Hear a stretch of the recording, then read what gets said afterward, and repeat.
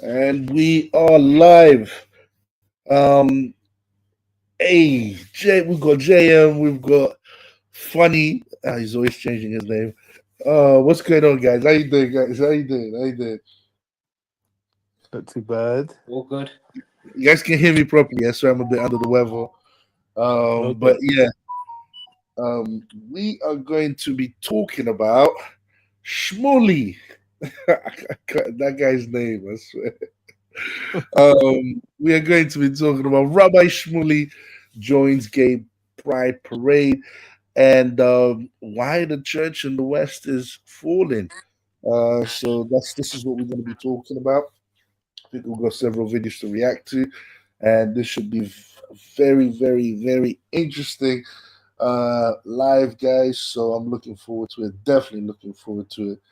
And okay, without further ado, let's play this video, man. Let's play this video, guys. Let's see what's going on. Let's get straight into it. Hold on. Shmuley, he's been going a bit wild lately. He's all over the place. This is where, guys? Where is this? Is this in New York? What's the location? I think it's in Tel Aviv, isn't it? Is this in Tel Aviv? Yeah. No, it's in the US. Where is it? It's in New York. I think it's in New York. Yeah. You sure? Yeah, it can't be in Tel Aviv. Why could it? But because there's one part where he starts speaking to other people who are. okay. Yeah. Okay. But they do it in Tel Aviv as well, right? Yeah.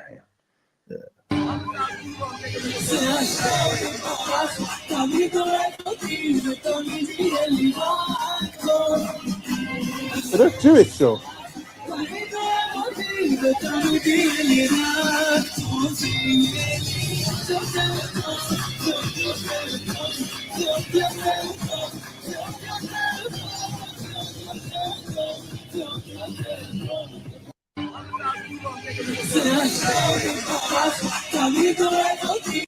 Yo, I know that's the colors, but is this really a gay pride parade? Yeah, it is a gay pride parade. I've got more videos of this if you want. Okay, so all these people are there for that? Yes. It's a bit crazy. Are you guys sure that's definitely not in Israel? You're saying, yeah? You don't think that's in Israel? It's New York. Okay, fair enough. It just I heard a Jewish song. That's why I'm asking. Oh, it's Israeli pride. So that's good. Oh, okay. Yeah, should I put this up, Hassan? Yeah, please, yeah. It's Israeli special kind of gay.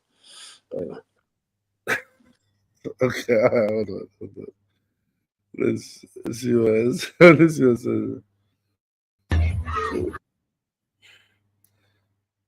says. What's this?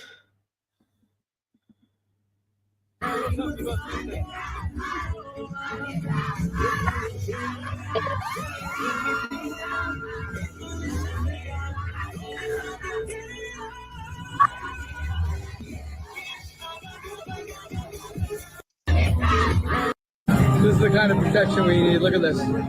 Israel Day Parade, just to protect the Jewish community. We got like thousands of cops, absolutely thousands of cops. Take a look at this. And they couldn't even allow any Jewish people or any spectators to be on this side, only on one side, as you can see. That's what it takes to protect the Jewish community. Look at this, hundreds. These are just cops on bikes, hundreds. Incredible. Now, are the Jews violent in New York? No, they're not here to protect us from hurting someone else, God forbid. We all know why they're here. To protect us from these pro-Hamas thug freaking monsters. This is the kind of protection.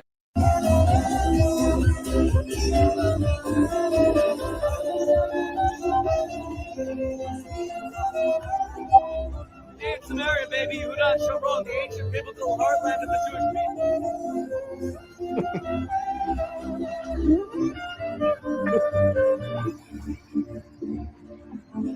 Bro, I need to see something of this gay pride parade. I need to see some of that. A woman in Orthodox woman just walked over to me and said, "How could you word that? It's an abomination." And I said, "Isn't the purpose of this bill to include all Jews and to protect all Jews? That's when the IDF fight and die, God forbid, to protect gay, Jewish men, Arab, gay men, Jewish, non-Jewish lesbians." He said, "God says it's an abomination." I said, "No, your hate for the people is an abomination." So we Jews also have our extremists, but that's just her opinion. If this were a Hamas march and I was wearing this, I would be freaking dead. Dead, dead, dead. And still he's speaking. That's interesting. So That's yeah, so it's interesting. yeah. So it's definitely Because according to it's funny. Sorry, I can't control myself. So I'm gonna Yeah, say go something. It's so ironic that he said if it was Hamas, they would be dead, dead, dead. But in the book that the Jews, so-called Jews, claim to well, we know it's the Talmud, but they claim the Torah as well. They'll be dead, dead, dead there as well. Um, Their own, yeah. their own book that they claim to revere above the New Testament. If they were walking around in the times of their prophets that they revere, in the book that they claim to revere, and this is not my opinion, by the way. I'm just saying factual statements based on what they claim to believe. Okay, this is not my view.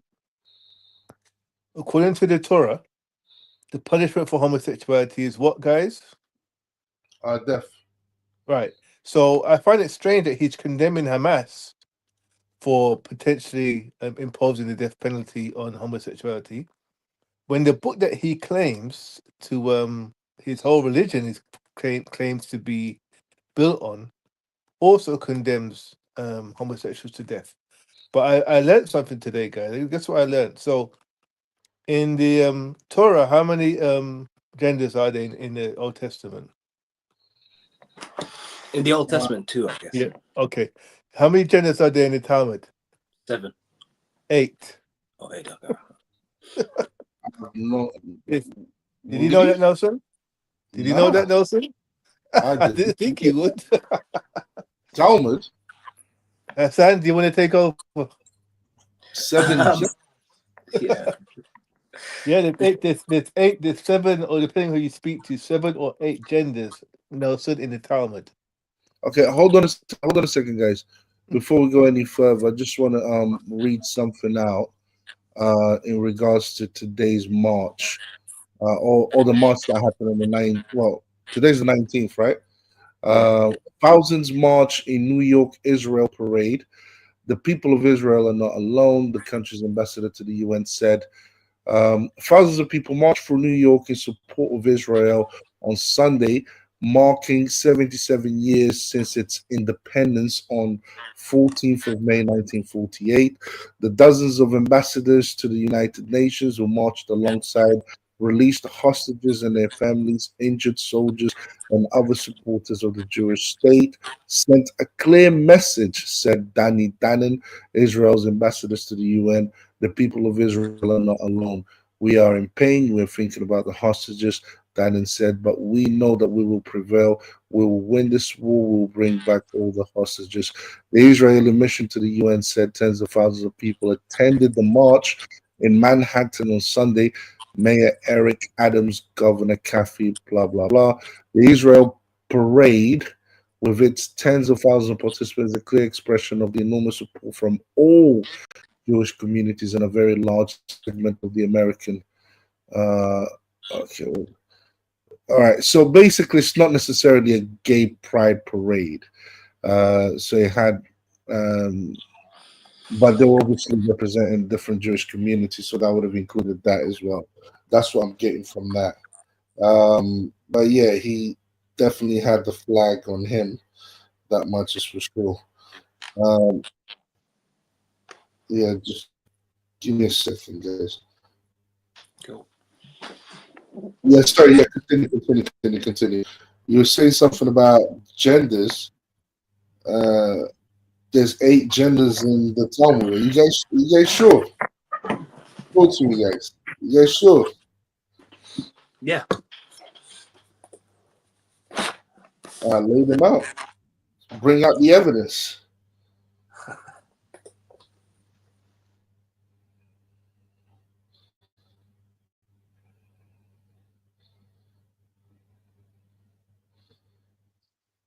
Is Hello, that? hello, hello.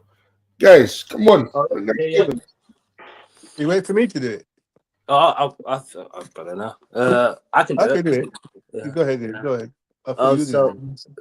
there's male, which is Zakar or whatever. Female, Nekevahin or whatever. I'm gonna be butchering the pronunciations. Androgynous. A person with both male and female sexual characteristics. Tum, literally spelled Tum, tum. A person with ambiguous and obscure sexual characteristics.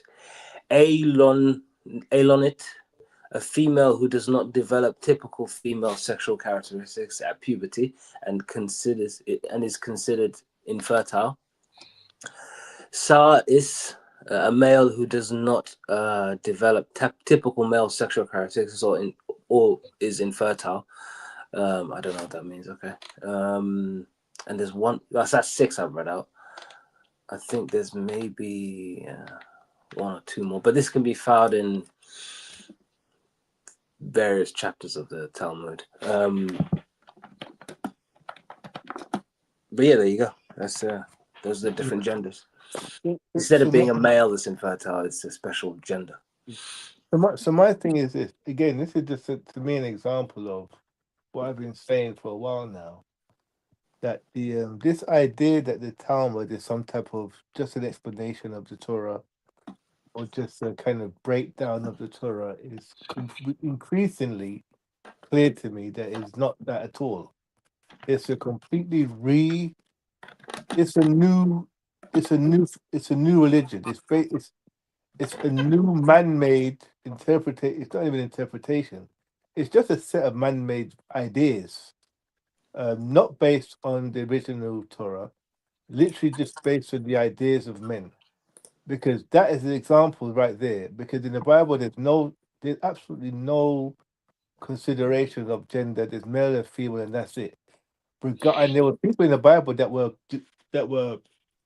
androgynous, whatever you want to call them. Barren. Sarah was barren for a period of time. She still was referred to as a woman. She didn't become some other type of gender. So there's nothing in the Bible that supports this.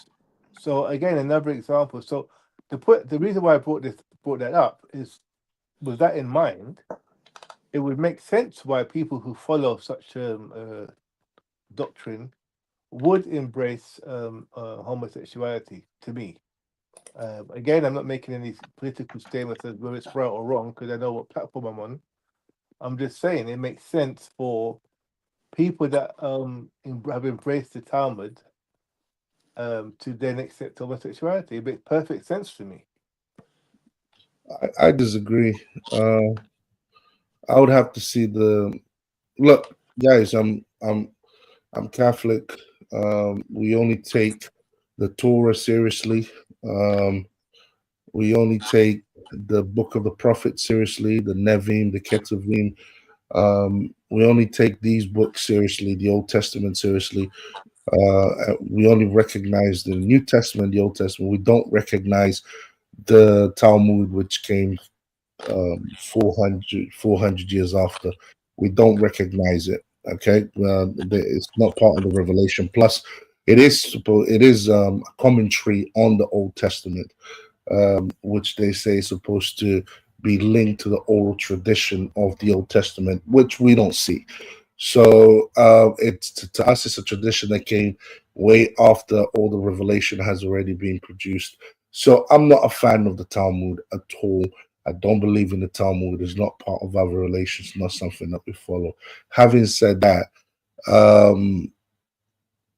for me to believe in this claim that that the Talmud speaks of 7 genders, I mean, the Talmud does speak of a bunch of foul things, especially in relation to Jesus Christ. But it's their opinion; it's what they think. It's fine. I mean, these were the people that rejected Jesus, so it's absolutely fine. I don't care. They give their opinion about how they feel about Jesus. That's cool. That's all right. But like in terms of the claim of the accusation of the 7 genders, I'm gonna see from the time. I need to see the verses from the Talmud itself to say that there's seven genders or not for me to actually be absolutely clear that they are talk that they believe in seven other genders apart from the male and female. Well, in my research, I made a point of going to Jewish websites. So I went to specifically because I wanted to be very clear. Because they came up on ChatGPT, and I thought, well, no, I'm going to go and check actual Jewish websites, and so I did do that. And yeah, so one of the ones that came up was one particular one I thought was interesting. It was let's give me the name of the actual website. So it was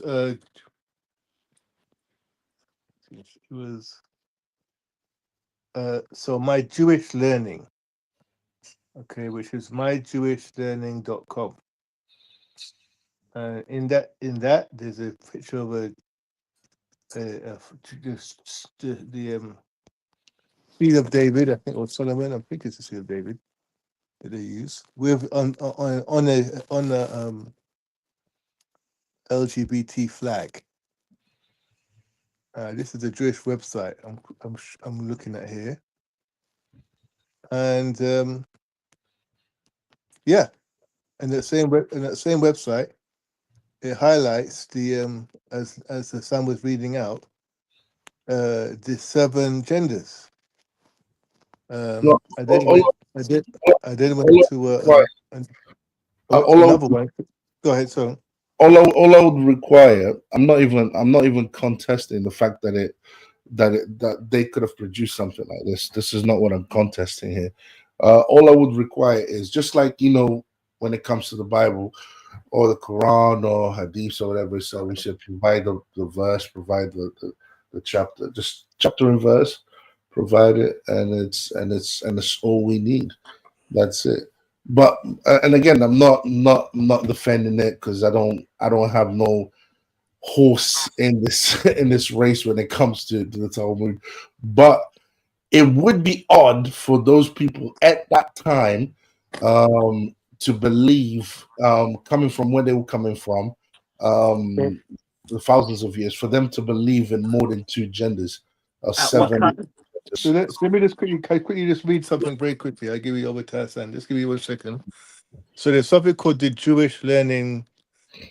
It's a website, myjewishlearning.com. The headline is "The Seven Genders in the Talmud." You can share it, bro. You can share it. You can share it. I'm on my phone, so that I can share it. Can I share stuff on my phone? I don't Yeah, you think so. should. If you just type in type in myjewishlearning.com, My Jewish learning. gender and sexuality. Oh, that's it. Just go on Google, yeah. My Yeah, just Jewish put in myjewishlearning.com, seven learning, genders in the Talmud. learning seven genders, In the Talmud. in the Talmud. In the Talmud.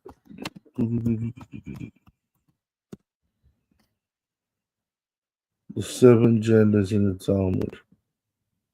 Yeah, Hassan, you were butchering the hell out of this stuff here, man. Can say the names, Yes, Hassan. it's not easy to say the names. It's not easy at all. No, it is easy, man. Hassan was butchering hell out of it, man. If No, anybody able to say it would be Hassan, by the way, of three of us, it would be no, Hassan. it wouldn't, bro. Don't believe the hype, bro. Don't believe. Anyway, Okay, so historically, if anyone could say it would be Hassan. no, it wouldn't, bro. Stop all of that. It's So, true. It's just a fact. so we got Zakai, that's the male. We've got the Nekeva, that's female. We've got the androgynous, that's having both male and female characteristics. The Tumtum, lacking sexual characteristics. The Alonet, identified female at birth without developing secondary female sexual characteristics at puberty. The Sadis Hama, identified male at birth without developing secondary male sexual characteristics at puberty. Sadis Adam, identified male at birth without developing secondary male sexual characteristics because of castration. That's not really genders. That's just for example, we've got intersex, right? We've got people that are born with both sexes. Affects, I don't know, 0 point something of the population. Recognizing In that doesn't make in the Bible, Nelson, in the Bible, what would a castrated man be called in the Bible? a What castrated would man, it? Yeah, eunuch. what would a castrated man be called? But what would he still be a male? Yeah, he would still be a male, but he'll be a eunuch. Yeah, but it's to be a male. And this is my whole point: is that there's nothing in the Bible,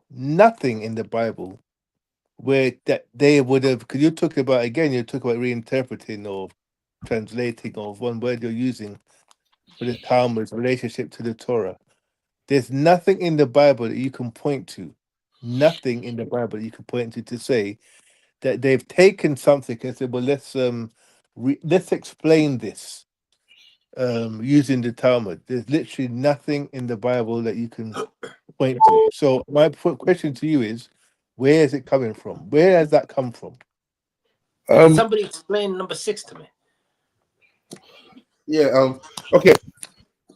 Okay. These are the descriptions that you find. To me, this is how do I say this? This is descriptive rather than sorry, but There's there's a some lot. noise going in the background. I There's a don't know lot what of it is. background. There's a lot of feedback in the background. To me, this is descriptive rather than to do with revelation or anything like that. This is something that you see in real life and you recognize it. It doesn't say whether they agree with it or don't agree with it, whether they think this is a real gender or not a real gender. This is obviously just describing the if I see a person in front of me who has been born with both sex, both genitals, this is me seeing that says nothing about what I believe in, whether I agree with it or don't agree with it, blah blah blah. So zakat, that's male, nekava, female. So you're saying, okay, so androgynous, that would basically be intersex. Tum lacking sexual characteristics. Don't know what that is. I don't know. I think is this some kind of defect or a person that isn't born with, who hasn't developed yet into a human being, who hasn't gone through puberty. I think it says describe number 6, Sadis Hama. Identify. So it's Sadis Hama will be a person who's identified male at birth without developing secondary male characteristics at puberty. So obviously, to me, sounds like biological defects. So these are people who obviously have undergone some kind of like biological defects So what's their gender? in their development. There isn't a gender. It's just something that. No, it's non-binary. So it's not not being non-binary. It's like you're born with a defect. It's like if you are born, if you have a, God forbid, of course, but if Doesn't someone change your gender. Doesn't no change your hold on, gender. hold on. If someone, I don't even think this is about genders. If But it's someone is called born, gender. hold on, what would you call someone who's born a male at birth? Yeah. Okay, but doesn't develop secondary male sexual characteristics at puberty. What would you call them? What's secondary male characteristic? Bro, we all go through puberty. So What's that would be secondary? I've never heard of secondary. What's no, secondary? bro. Well, you A really want male. I'll call him a male. I'll call him a male. You said born male and then secondary. when the male goes through the second stage. So you're born a male, you're born with genitals, male genitals. When you go through Yeah. puberty, you develop, your voice becomes deeper, you become a bit more hairy than whatever. Yeah. You know what I'm saying? It's like, bro, you go through what you go through puberty, so they just call it a Right. secondary male sexual characteristics. That's But all. why? But why? Puberty. Why not Why? just stick to Well, male? that's the natural development of a human being. But why not just say male? If a person doesn't develop that, then Yeah. that means there's obviously something biologically wrong with that person. Yes, but why give it a title? Because it's something that happens, just like we give a title to something like But why? intersex. Why create an additional gender? Why not just keep? So you're Boy. suggesting that it makes sense Mm. to create new. Because these are new genders. They're not names. They literally listed it as you could read. It says literally 7 genders. So these are genders. Do you believe in the So Talmud? what? Yeah, the Talmud says seven genders. Seven genders. So why would you create another gender to describe essentially a sick male?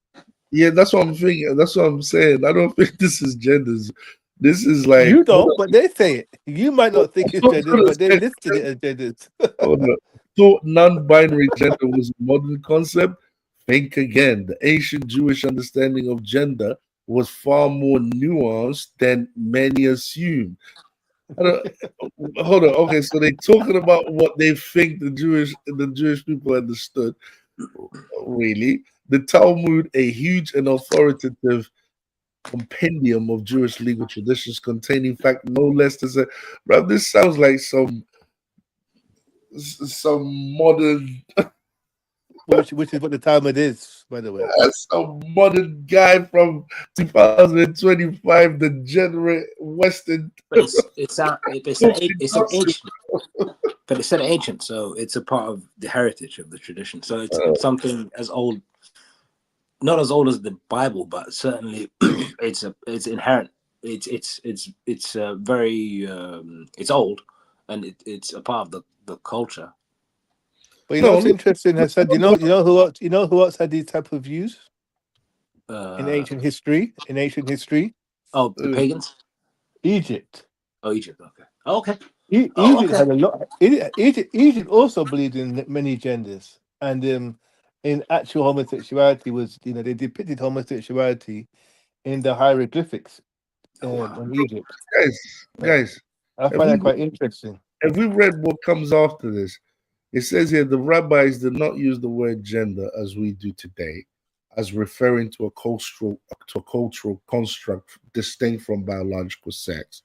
The seven genders they describe are distinguished by physical and biological realities, not culturally conditioned categories. This is literally telling you everything. First of all, they didn't use the word gender, so all that is made up. So they Hold didn't on, but think. Hold on, hold so on. that yeah, go on. They didn't think in terms of gender. This is all made up by this person who wrote this. Right. But he's even admitting it. He's even admitting it, and he's saying like the seven genders they describe are distinguished by physical and by that's what I'll say by physical and biological realities, not culturally conditioned categories. But because gender has many implications in Jewish law, how the rabbis understood these categories has consequences for the rights and responsibilities such individuals enjoy in the community. Of course, if you're living in the Jewish community and you're born with a biological defect, such as the ones mentioned in here, of course, it would have an impact in terms of how you would exist within that community. But they didn't use the term gender. The rabbis also had a tradition that the first human beings was both male and female. Versions of this midrash are found throughout rabbinic literature, including the Talmud. Yes, because the thing is, you have to account, which would have happened. It makes sense for that to be addressed in the Talmud, because you have to account for people, for example, who are born with these biological defects. You have to account for that. How will these people live within that society? Just But the like Bible today. didn't. No, what I'm saying, because yeah, that's a good point. The Because Bible didn't. today we have ramps for the disabled. We have all of these things for the disabled, for people who identify themselves as black, as a stone, as a monkey, as a whatever they want to identify themselves as. So and people try to cater for these things. So the fact that these things are reality in terms of people believe in delusions or people, but everything that they've mentioned here looks like real biological defects, real But no, problems so biological. yeah. The issue for me, the issue is this. First of all, remember, keep in mind what you're reading from. You're reading from a Jewish-run website, okay, called Jewish Learning.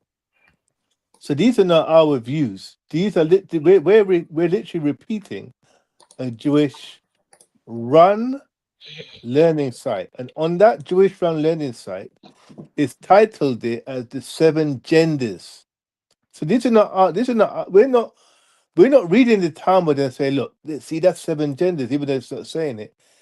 The people the Jews, that so-called Jews that are existing now, who are behind that website, who call themselves Jews, they're reframing it as genders. Do you see my point? This is my whole point. they are reframing it as genders and acknowledging the fact that potentially that wasn't what was being mentioned in the Talmud, but they are the ones that are reclaiming it as genders. That's what I'm saying. If you've got people like that that are doing things like that, my whole point again is it makes sense for them to be engaging in great gay pride parades. It makes sense for me to do for them to be doing that. And again, I'm not saying it's right or wrong. That's a I'm different. saying, I'm just saying, yeah. I'm trying to see it from the perspective of those people, how they would have seen it back in the ancient times. Right. Not necessarily how it's like how a Catholic would interpret. It's like a Catholic trying to interpret something biblical or that we understand in the New Testament according to the tradition, and then to try to interpret through the light of the new age of today. And oh, you guys are too harsh, or you guys should allow this and allow that, and blah blah blah. You need to get with the times and all of that. It's like I can't stand those Catholics. Yeah. Get on my nerves. I can't even hear them talk. But yeah, I mean that's how I perceive. If you guys perceive it differently, that's cool. But okay, so this whole march, then this march had nothing to do, wasn't necessarily to do with what you call it, the great pride, the gay pride parade or whatever. So it had to do with but they were included. So basically it's like a celebration of all Jewish communities. Is that what it was? Including gay people, and he was also representing them. I'm thinking so. I think primarily it's a nationalistic thing, and then some people, all people are welcome that are Jewish, I'm guessing. Yeah, whether you're gay, whether you're all of that. But the thing is, this is nothing new. We know that this is what goes on in Israel as well. They've got great. Do we have any videos of that? Yes. Can I ask you a question, Nelson? Yeah, go ahead, bro. Those people that claim to be gay on that march, would you still refer to them as Jews? Those people that claim to be gay. Yeah, and Jews. Would you refer to them as Jews? Would I refer to them as Jews? Well, let me ask you a question that might help. Hold on. If they are celebrating it, no, if they are it. Yeah, if they are celebrating it and they're being proud of it, then what do you mean by Jews? Like, okay, well, I'll ask you another question that might help you. Can you be a gay Christian? You can be a Christian and struggle with the homosexual sin. If you're not struggling, if you're openly practicing gay Christian, can such a thing exist? No. Then you're rebelling against God. Why? Because you're rebelling against God. So this is again. So I don't know why you're struggling with the other question. No. I don't know why you're struggling. I was trying to because the thing is, because this is actually good. I'm going to explain this here. Look, according to the Christian faith, God came to save humanity from sin. Okay, and we have to repent for our sins. And there's going to be it's like a spectrum. People are going to be struggling with all types of sins. Okay. Right. Some people struggle with pride. Other people struggle with greed. Other people struggle with, banging bad chicks. Other people struggle with whatever, right? Gay, whatever. Now, if these people, if all of them, or every single person that claims to be a Christian struggles with some kind of sins, okay, they struggle with it. All right. What are we going to do? Throw the homosexual out the window and say nah, because we have a particular disgust for homosexuality, then therefore we are not going to allow you to. We are not going to involve you in the church and allow you to go through the process that can stop you from actually being gay and committing this sin. No. That would go against the Christian faith. So the Christian faith is here to transform every single person through repentance to become more like Christ. And we all know to become more like Christ does not mean to become gay. It means not to become gay. It means not to become greedy. It means not to become all of these things, right? Not to become selfish and blah blah, to become more like Christ. We are all on the same path to become like Christ, and none of us are perfect. So this is what I'm trying to say. This is where I'm coming from. When it wasn't that I was having difficulty now, but if you're someone who's celebrating it, if you're someone who's basically out there saying, "I am proud to be this," Right. instead of being repentant of it, Okay. then yeah, you can't be a Christian. You cannot be a Or Christian. Jewish. Or Jewish. Or Jewish, yeah, you cannot be that. Okay. So You're not. Hassan, can you be a gay Muslim? Does that exist? Same answer as Octavio, I guess. So you can be a gay person and be a Muslim. Say again, sorry. So the simple answer would be no. You can't Okay. proudly. You can't. How can I say?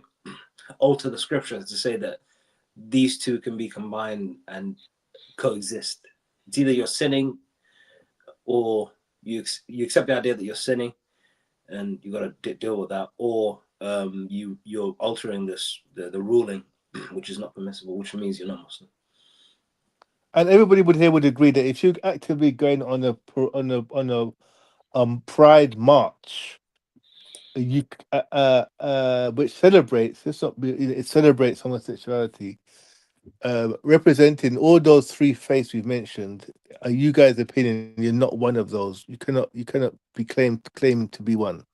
If you're on a march, a Pride March, like our good friend Rabbi Shmuley was celebrating it, would that not represent him openly celebrating homosexuality?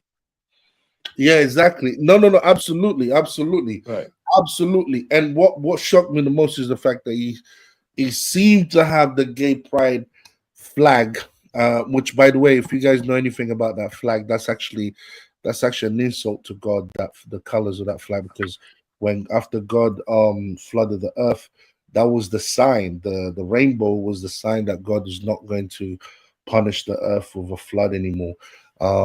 So he gave the rainbow as a sign, and that's not going to happen. So the fact that the LGBTQ community decided to take that color to represent those colors to represent the rainbow colors to represent their flag is basically a way of rebelling against God, and basically they did it on purpose, put it that way. But yeah, absolutely. If you're flaunting it, if you're basically saying I'm proud to be whatever, if you're attending these pride parades, if you're doing all of that, what you're doing is you're rebelling against God. It's that simple. What you're doing is sinful, man. That is, it's evil. Yeah. Do you mind if I just quickly make a? I thought, did you want to come in there? Sorry. No. I just want to quickly make a quick transition to another quick point.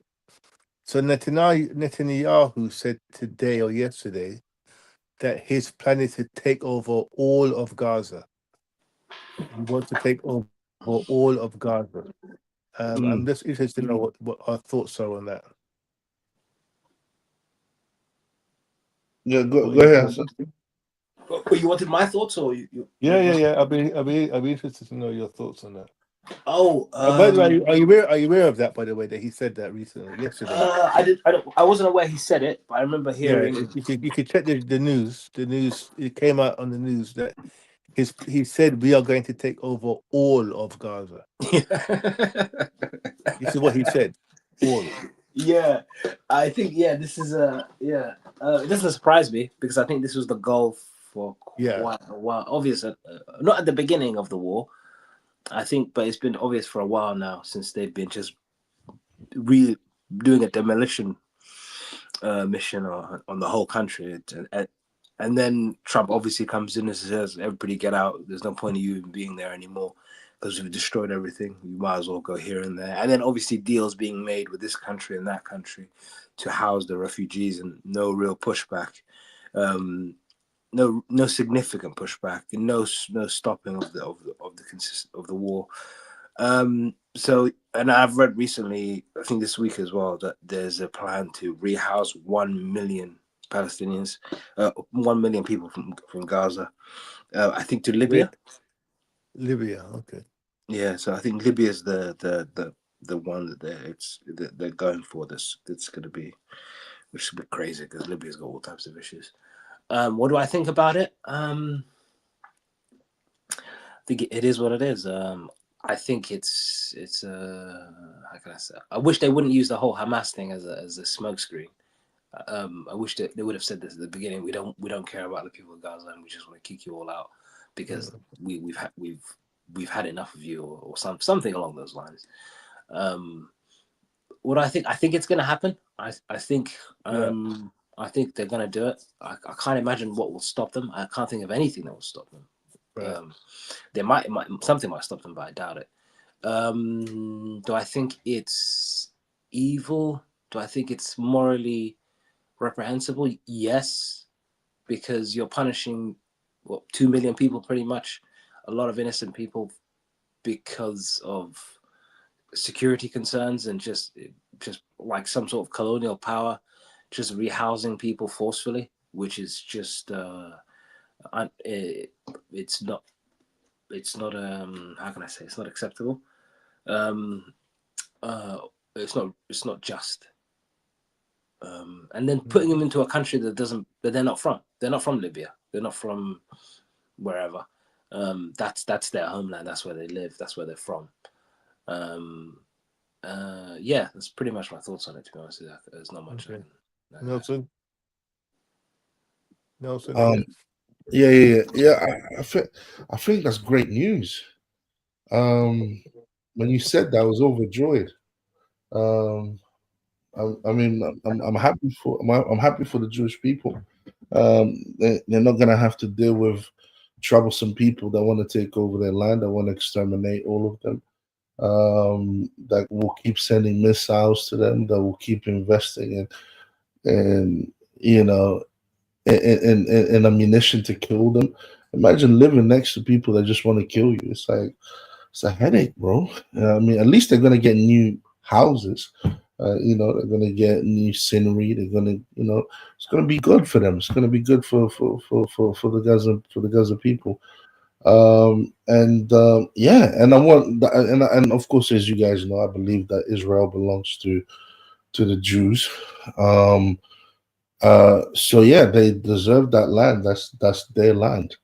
You know what I mean? Does Israel belong to the people that Rabbi Shmuley? Sorry? Does Israel belong to Rabbi Shmuley? Yeah, it does. There's a lot of degenerate people out there. Hold on. We just said a minute ago, we just acknowledged the fact that an openly practicing homosexual Christian is not a Christian. And I asked you specifically, does the same apply to Jews? You said yes. So we've established that Rabbi Shmuley is not a Jew, according to your criteria.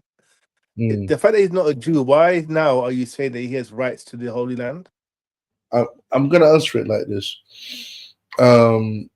Because a nation is not made of perfect people that follow the religion perfectly, or follow the moral standard that you're advocating for perfectly. No nation is made up of what you're suggesting, what you're hoping for. You're going to have some shmoolies in there. You're going to have some deeply religious people in there. You're going to have some messed up people in there. I mean, you just have to read the Bible, read the Old Testament, read the punishment that God continuously inflicted upon the Jews for not listening, for being disobedient, for praising other gods, and not following Yahweh, over and over again. And one thing that we don't see God do is say, you know what, you guys, I'm just going to abandon you. He doesn't do that.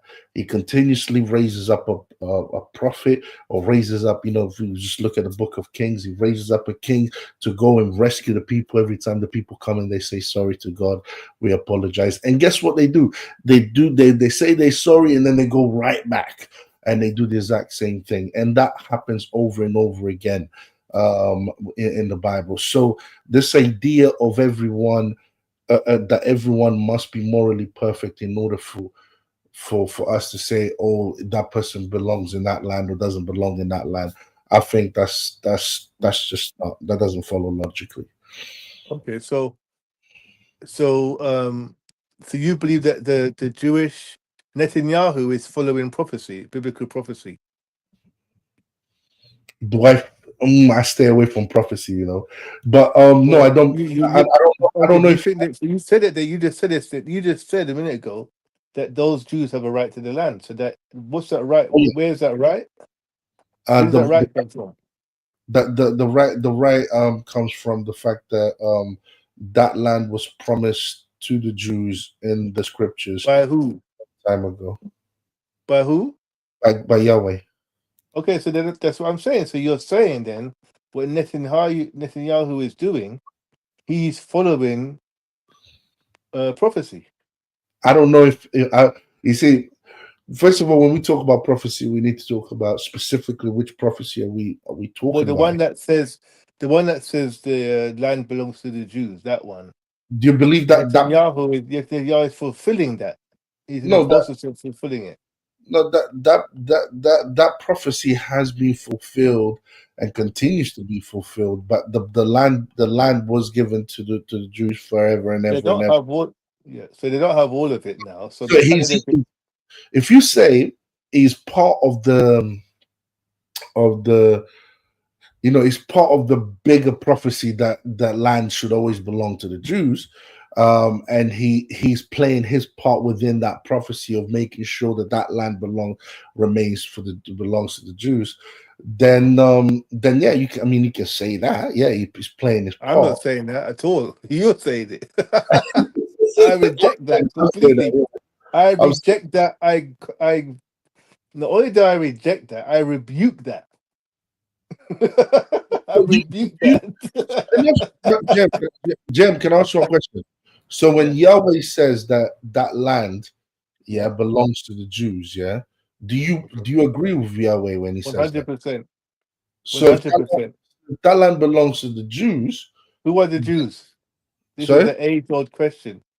Who are the Jews? okay. Let's say right now, so is it my understanding? Is I just don't want to get your understanding Sure, wrong here. sure, sure. So you would be okay with that land, right, being taken over by another group of people, right? Until, yeah, what you would consider to be the real Jews, for them to come up from somewhere and do what? It does. Because Yes. Let me tell you why I wouldn't care. Because if you actually read the prophecy very carefully, part of the curses, because there are curses that were put on the Jews by God, there were blessings and curses. One of the curses you can read verbatim in the book of Deuteronomy says that your land will be overtaken. It says, "Who by your enemies?" Literally says that. It says your land will be overtaken by all types of people until he draws the Jews back from the four corners of the nation and places them back in the homeland. And there's a lot of things that have to happen before that happens. And one of the things that has to happen is that they have to be brought there in peace, in safety, which is part of what in uh Jeremiah it talks about them being brought in safety. God will bring his people in there in safety. There's a lot of things in that prophecy that I think people are overlooking when it comes to how the Jewish land is going to be restored according to biblical prophecy. So no, it doesn't matter who was there. It's Ottoman Empire were there, so that's part of the prophecy. So if the Palestinians, who many of them are probably more than likely to be lineage Jews, just following a different religion, which is again part of their curses. I know Hassan would disagree with that, but that is according to the Bible that the lineage-based Jews will actually go to other gods. So if we're talking about the Palestinians being wiped out of Gaza, you do realize that potentially there's Jews being, and I mean lineage, blood-related Jews being thrown out of Israel. Okay, that's a fact. Jesus Christ himself was born in Palestine. Okay, so the fact that you have people there, blood related probably to Jesus or his and the Jews at that time, in and amongst that Palestinian population. This is historical fact. They're being thrown out of the land. So you may have Jews technically being thrown out, and people who have no relation to lineage-based Jews taking ownership of the land. Again, this is a fact because we're looking at Jewish converts. So Looking did at you say, converts there. did you say that Muslims have the blood of Jesus in them? Many Muslims have the blood of have Jewish blood because their lineage goes back to the land of that part of the world. Palestinians, you don't think Palestinians don't have forefathers that were Jewish? Of Yeah, course they do. there's probably more amongst Of course the. there's more. That's Yeah. why I keep saying to this is the point I keep making to Nelson. The Palestinian population is more likely to have people that have the blood related back to the original Jews than anyone on earth. This is a fact, Sorry, bro. Nelson. This is historical facts. What we're saying here. So I'm Their trying. lineage goes back. Their forefathers go back to the time when Jesus Christ and the apostles were on earth in the same region. So The people that are the people that are Jews now come from Europe. They come from Europe.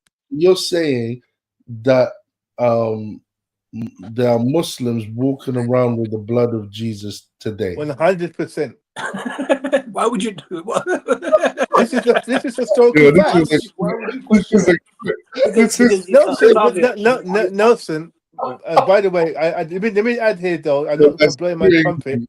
I'm not. I have sometimes I have to blow my trumpet a little bit. I have a degree in history. Okay, I have a degree in history. So I'm not just. It's not just someone talking here. Okay, and I've studied that region. I'm telling you, the people there in that part of the world, historically, are the same people that you hear about in the Bible, who were then overtaken by Muslims and converted. But lineage-wise, a lot of those Palestinians, lineage-wise, go back to the Jews that were in first century Israel. A lot of them do. This is just a fact.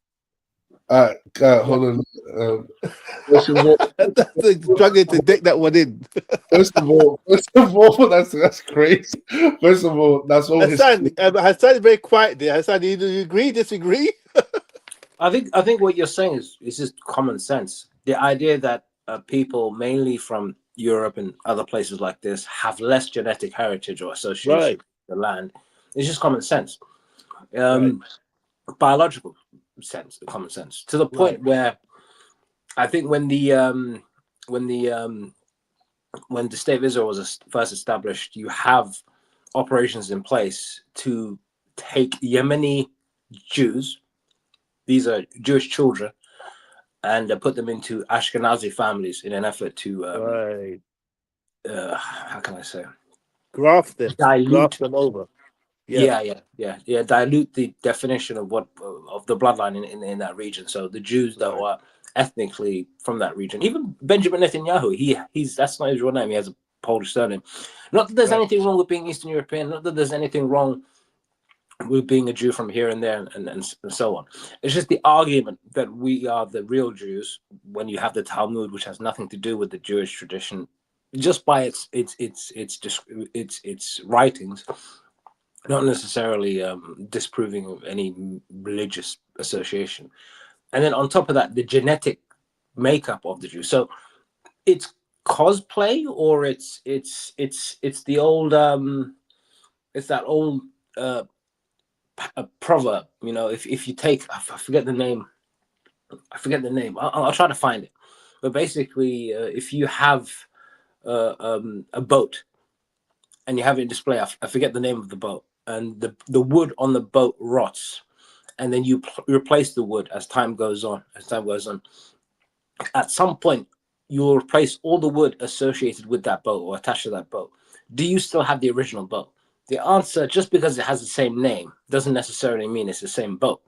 Right. And just because you replace pieces of wood from that boat doesn't necessarily mean you have the same boat. I think this is the case with the state of Israel. It's far more logical to accept the idea that this is not biblical prophecy. This is just a U.S. military base. This is people who can't be traced genetically to the land. These are people who can't be traced spiritually in terms of the religious, theologically, because they follow the Talmud to the land. Not that I have a problem with it.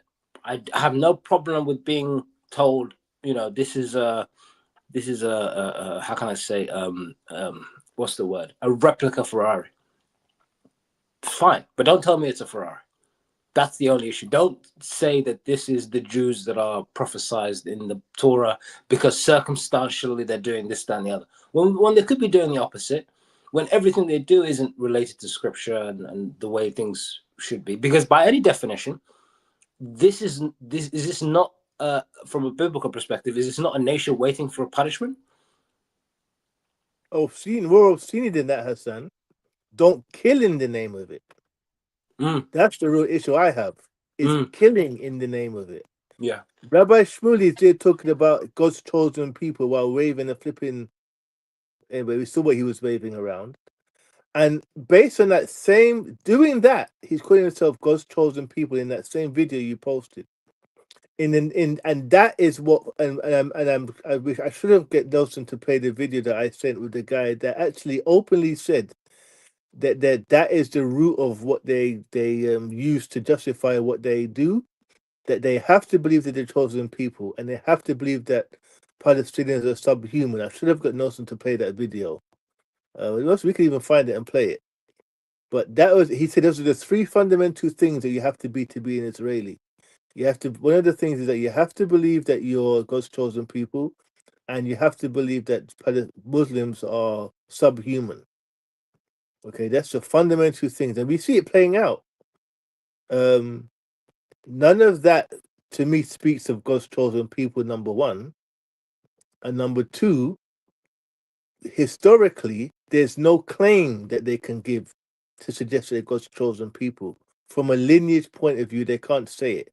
They can only do it from a theological point of view, and even then they collapse because they claim the Talmud as their primary source of religious texts.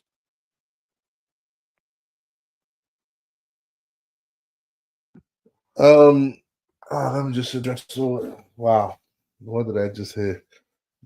Apparently Muslims have Jesus blood in them. Wow, that's gonna be one hell of a clip. Anyways, okay. Boy, where to start? I mean, you said something that actually made sense. I'm gonna ignore the Muslims having Jesus blood because I think that's just all pure nonsense. The Jews actually never really left that land. Yes, they were displaced by the Romans on the second revolt. Forgot when it was. And the Romans tried to get rid of them completely, tried to kill all of them, but they never really left that land. Even during the time when it was completely, but the majority of them were not in that land, and they had to move and they had to go to different parts of the world and so on and so forth. But let me focus on something that we can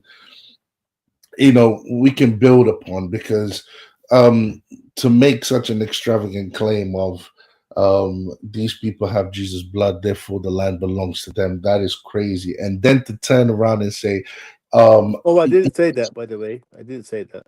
okay. And then to turn around and say, "Oh, yeah, I do believe you," because you did say this, that yes, according to prophecy, that land belongs to the Jews, and that land, and they will peacefully, apparently, they will return to the land. Even though, if we were to look at the prophecy, it doesn't. That's not what it necessarily says. But this would we would have to literally go into all the passages and break them all down, because I do remember us having a conversation about that, and I brought up other passages that were ignored in terms of and I also explained that I think JM thinks that these things happen like this immediately. They're all gonna peacefully. So another group of people, another religion will take over the Holy Land, will take over Israel for all this time, right? All this time, and then somehow they all going to leave to allow these Jews from the four corners of the world to peacefully come to this country, to the Holy Land, and they're going to say to them, because you are the true Jews, That's what the prophecy knows, son. You're just making it up. Hold on a second. Hold on a second. You Prophecy said didn't say anything like that. hold on. You said, oh, the way they're going to return is going to be peacefully, and I'm No, no. like, I oh, said God will do it. That's what I said. yeah, I yeah, said yeah, this yeah. is God. Yeah, God will do it. of course. Yeah. God will make it all happen. God will Right. basically. So we all know who's after that land, right? We know it's the Muslims that are after that land. It's the Muslims that want to conquer that land, that want to take over that land. Everyone knows that. Um, so That's not true. according to JM wants to give the land over to the Muslims, and then JM Never said believes that either. JM believes that there's going to be an act of God, and the Jews will return. I don't know what God will do to the Muslims, but we can talk about that. And we don't know how long this act of God will take. Um, I'm thinking the way JM thinks about this is that this act of God will immediately move. No, it's like part in the Red Sea. It will move the Muslims out of the country completely and allow for the Jews of the four corners of the earth to come peacefully into the country with no problems and inhabit the land, and everyone will sing Kumbaya together. I mean, it's so unrealistic. It's Well, so I never said any of that. I can give you hold an on, actual hold on. answer. I didn't interrupt. I did not interrupt No, but anyone. you're miss This is why. Hold on. This yeah, is why you're miss this is what I understood, because what I wanted to focus on is common ground, and I was just like, okay, the common ground. So JM agrees that that land belongs to the Jews, and one day God will restore the Jews to that land. I was like, okay, yes. I'm going to ignore the whole Muslims having Jesus' blood and all of that because that's crazy. So I'm going to ignore all of it. That is Hold on a crazy. second. Hold on. When 90% of the Jews would basically run out of the country. Anyways, I'm going to ignore all of that, right? And I'm going to say, okay, cool, boom. Let's talk about where we have some common ground. And where we have some common ground is basically what I've just described, is the fact that we both agree, JM, and that of course Hassan doesn't.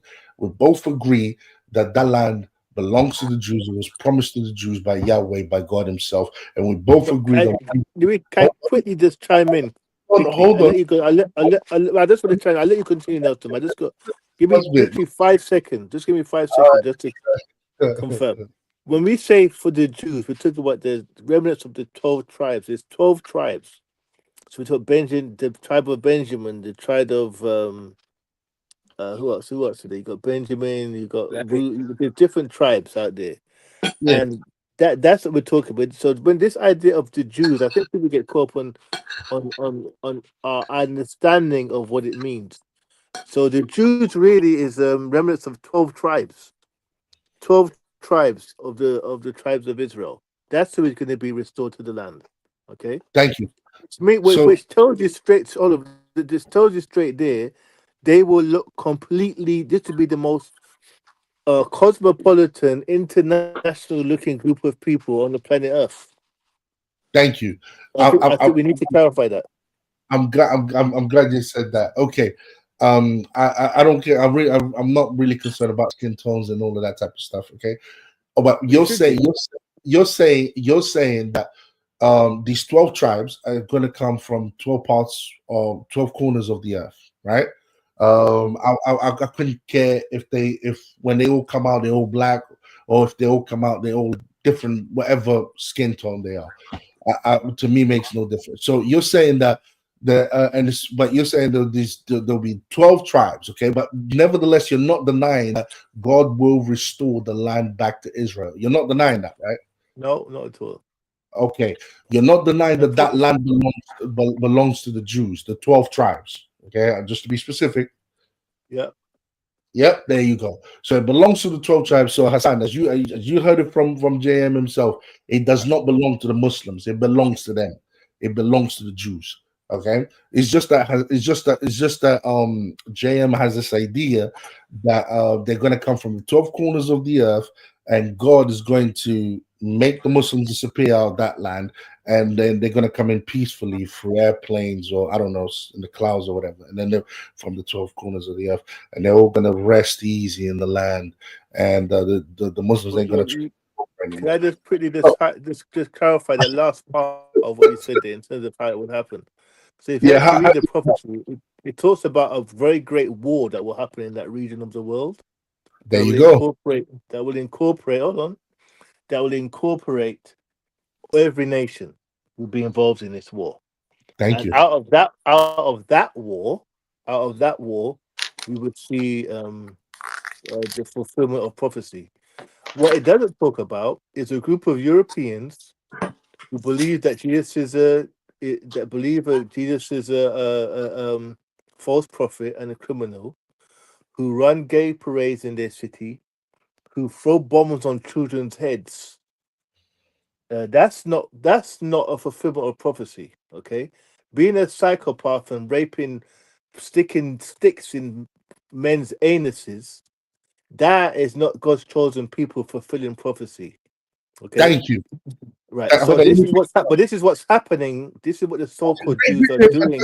Hold on. This is what the so-called Jews are doing now, and that's what further illustrates to me that what we're seeing there is not the fulfillment of prophecy. What we're Okay, seeing, as the son rightly highlighted, is a Western military base. okay, great. A Okay, military base filled with lunatics and psychopaths yeah, who are inflicting terror on people who are living in the ancestral homeland. Okay, and when I say ancestral, I mean that they've been there for a number of generations, and that's a yeah. fact. Right, the Palestinians have been there for a number of generations. That's not a fulfillment of prophecy, Nelson. It's not. Okay. Yeah, I was like I said, I don't touch on prophecy as much as a lot of people like to touch on prophecy. But you mentioned the Great War. That's good.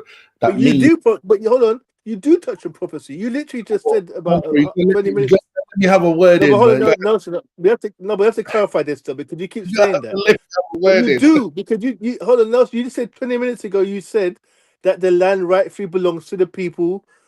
You said you're happy that the Jews right now are going to kick every Muslim out of Gaza. You said you're happy that they're doing it because it belongs to them, and you're basing that on prophecy. So stop saying that you're not talking about prophecy, because you're literally using prophecy to justify Netanyahu saying that he's going to clear all of Gaza. You're saying that it's prophecy that allows him to do it, and you're happy that he's doing it because it's a fulfillment of prophecy. All right, So you are bringing up prophecy too. without interruptions, Okay, I won't interrupt. I believe that God gave that land. Okay, this wasn't a prophecy. This was something that was fulfilled within the time, within biblical times, and God promised that land to Abraham forever. Okay, so that land there, this is you don't even require prophecy because it already happened. And if God said that land will belong to them forever, it doesn't matter what happens, it will belong. It will be theirs forever. So you don't need that much of a prophecy. But if we're gonna go into, so there's a lot of feedback. Man. Um, if we're gonna go into the prophecy that you mentioned and there being a great war, what I would like to ask is, because anyone looking at what's been happening since 1948, there has been a great war, and almost the entire world has been involved in it. Now you're saying that there's, according to the prophecy, we know that there's a great war, because before that you only mentioned the uh, um, Jews coming back peacefully and so on and so forth, from the four corners of the earth. Um, you never mentioned the fact that there's going to be a great war, so I'm glad you did. You mentioned there's going to be a great war. Now, please tell me who this will be against. Okay. Okay, because this war has to happen against. That's to have a reason for why this war is happening, because obviously it's Okay. to do. Hold on a second. It's to do with the restoration of the Jews in that land. So how is this war going to? Who is it going to be against? how is it all going to pan out in according to how you perceive, how you understand the prophecy? Okay. So if you actually read the prophecy, it talks about all nations having troops going to a specific part of the Middle East. It talks about troops assembling. Okay. And I forgot the actual name of the hill. But there's a hill that within the Middle East that all troops will be assembling. It mentions Gog and Magog as well, as being part of which many people have interpreted as Russia. So we're talking about a world, not just a proxy war here. We're talking about a literal war when the nation's troops will be involved. That's the war that's mentioned in the prophecy. You can look this up. Don't take my word for it. You can look this up. It talks about all the nations of the assembling. Okay, so these are not proxy wars. That's the war that will precede God restoring Israel to the Jews. Would you agree? Would you agree that America, Russia, all of these great, powerful countries have been involved in this war since 1948? From a proxy point of view, this is what I'm trying to say to you. That it's not. If you read the account, it's not a proxy war. It talks Does about literal the troops scripture, assembling. It so talks does the about troops scripture assembling at a certain place. Are you if trying this to suggest this has already happened, Octavio? Sorry, no, I'm not trying to suggest that. I'm trying to suggest that I'm trying to understand how this war is going to unfold, because to me it is unfolding. There is an enemy.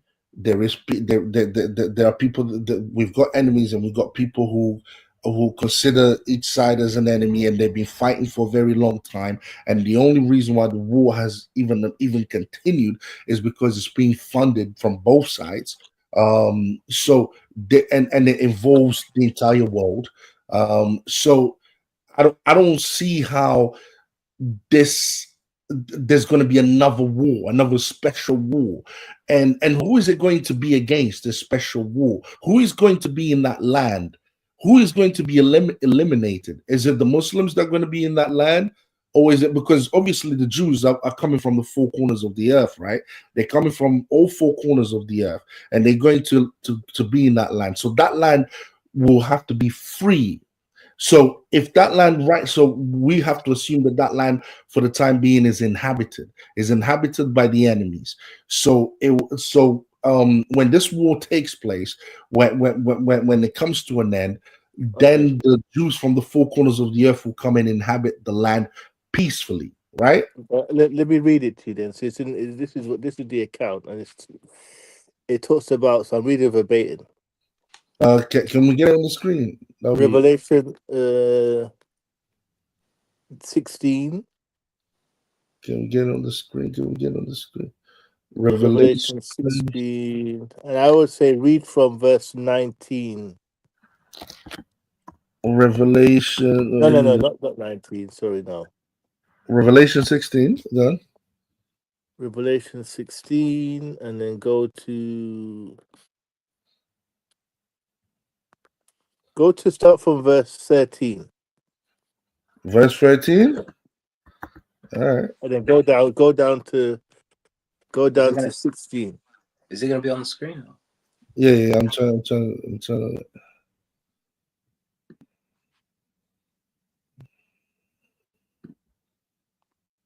Revelation 16.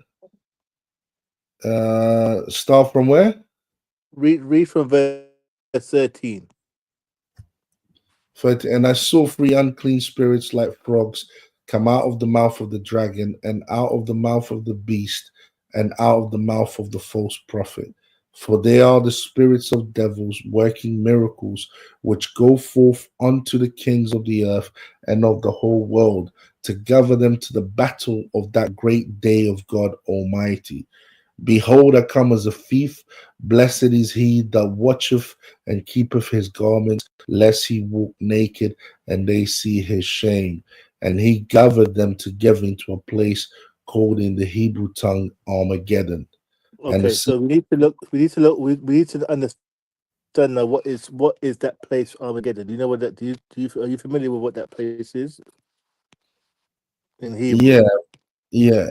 We can Okay, look it remember up. it's called a place. Okay. If we can quickly I, Google that, we can quickly Google that. We could Google that. yeah, you can explain it to me. Where you going with this one? I'm a bit. So Armageddon is a geographical location, also known as Megiddo. Okay, it's in Yeah. northern Israel, near the ruins of the ancient city of Megiddo. Okay, it's Okay. located in the Jezreel Valley.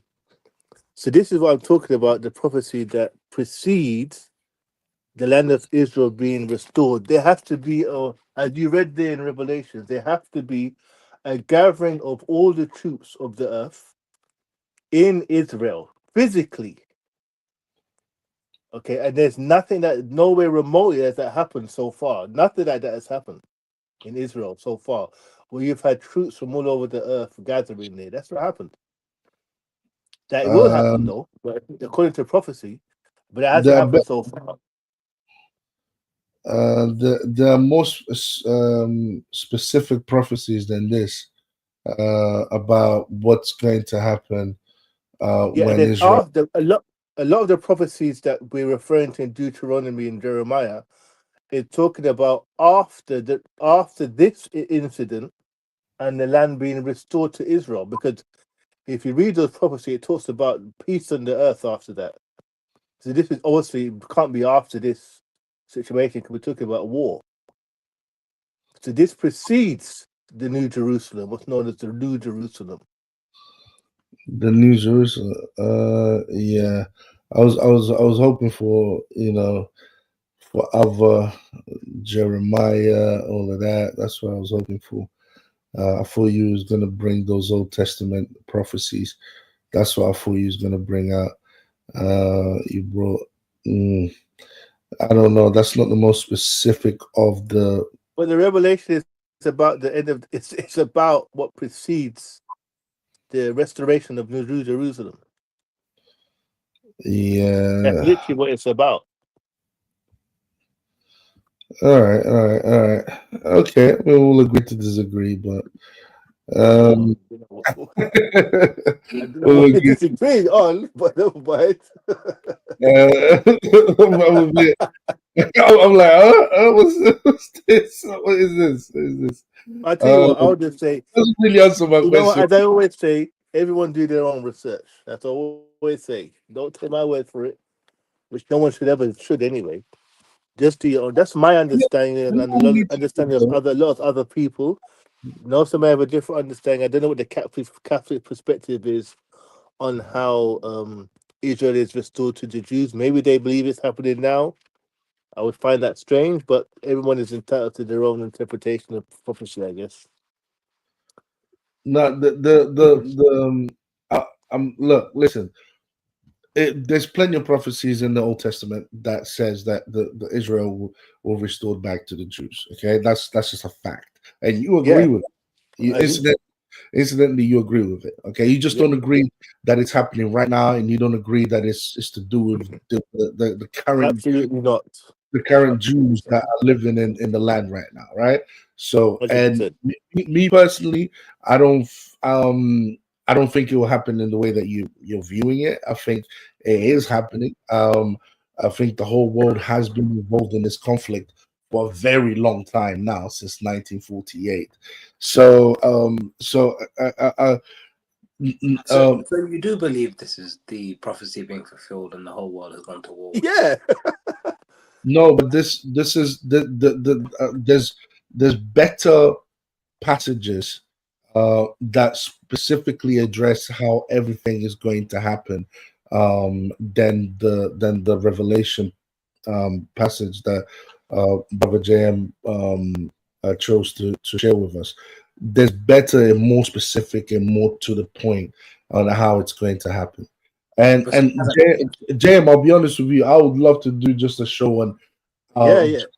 just these biblical prophecies and gather them and gather them Yeah. all and just go verse per verse. You know what I'm saying? Yeah. And really break it down, and Yeah. see and see, because me and you, we both disagree on when it's going to happen.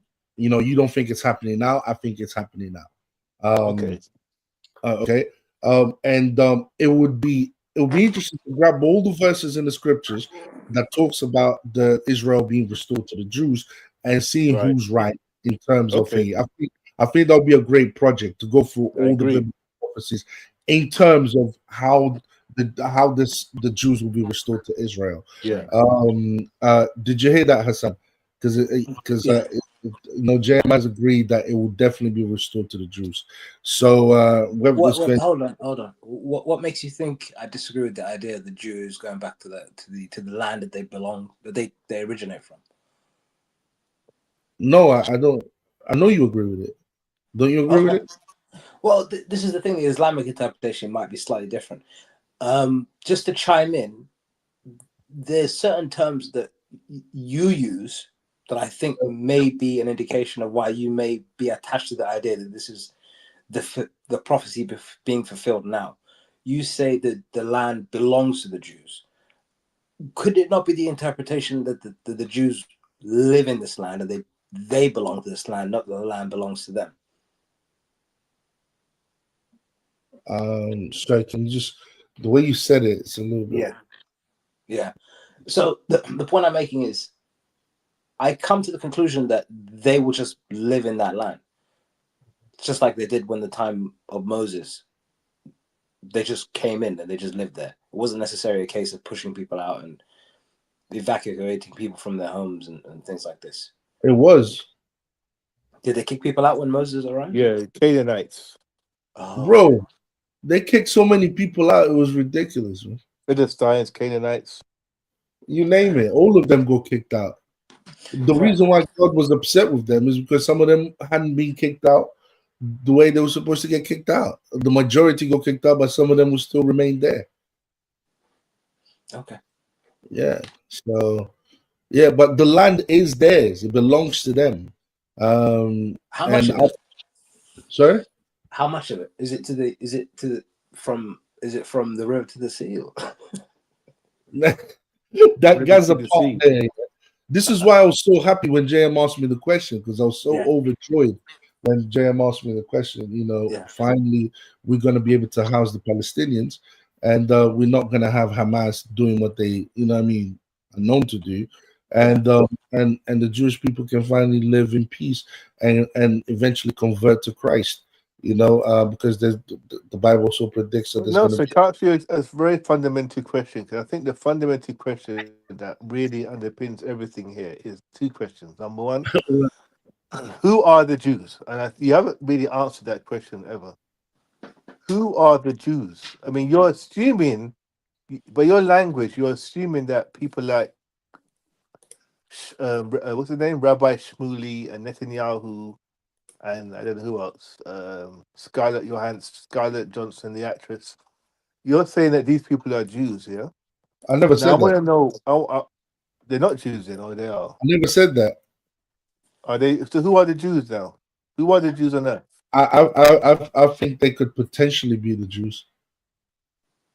But you do realize that you just thinking that, and not being sure, you're justified ethnic cleansing on a hunch. You do realize what you're doing there, yeah? No, I don't think so. You've just said you're not sure, but at the same time you're saying that you're happy that the Jews are taking their homeland. So Yeah, you're on a hunch. You're justified ethnic cleansing. no, because I'm actually taking your question seriously of who are the I know Jews. you are. I hear Hold on. that. First of all, I can't go back in time and identify who the Jews really are. Like, I Right. can't do that. Second, we would have to look at we would have to look at genetics. Can we identify the Jews genetically? Is that possible? Then we would have to look at history. We would have to do all of that. So far, I don't see no other. There is no other prominent Jewish group than this one. So if the Jews, hold on a second, if the Jews have been displaced and they have spread to the four corners of the earth, then that means they would have mixed with all different types of races, different type of people. Agree. So what they used to look like won't be necessarily what they will look like now, Right. in 2025. So I can't go by color. I cannot go by color. I cannot say, Right. oh, they can't be white or black or this or that or that. They could be, because they went to the four corners of the earth. They could be all these different races. So Right. I can't not say these people are not Mm. completely. I can't say they're definitely not them. What I can say is, ooh, how come there isn't that much diversity? Because they Right. did go to the four corners of the earth. I can make that argument. I Right. should be able to see, a diverse group of people here. I should be able to see more. Where's my light skinned brothers at?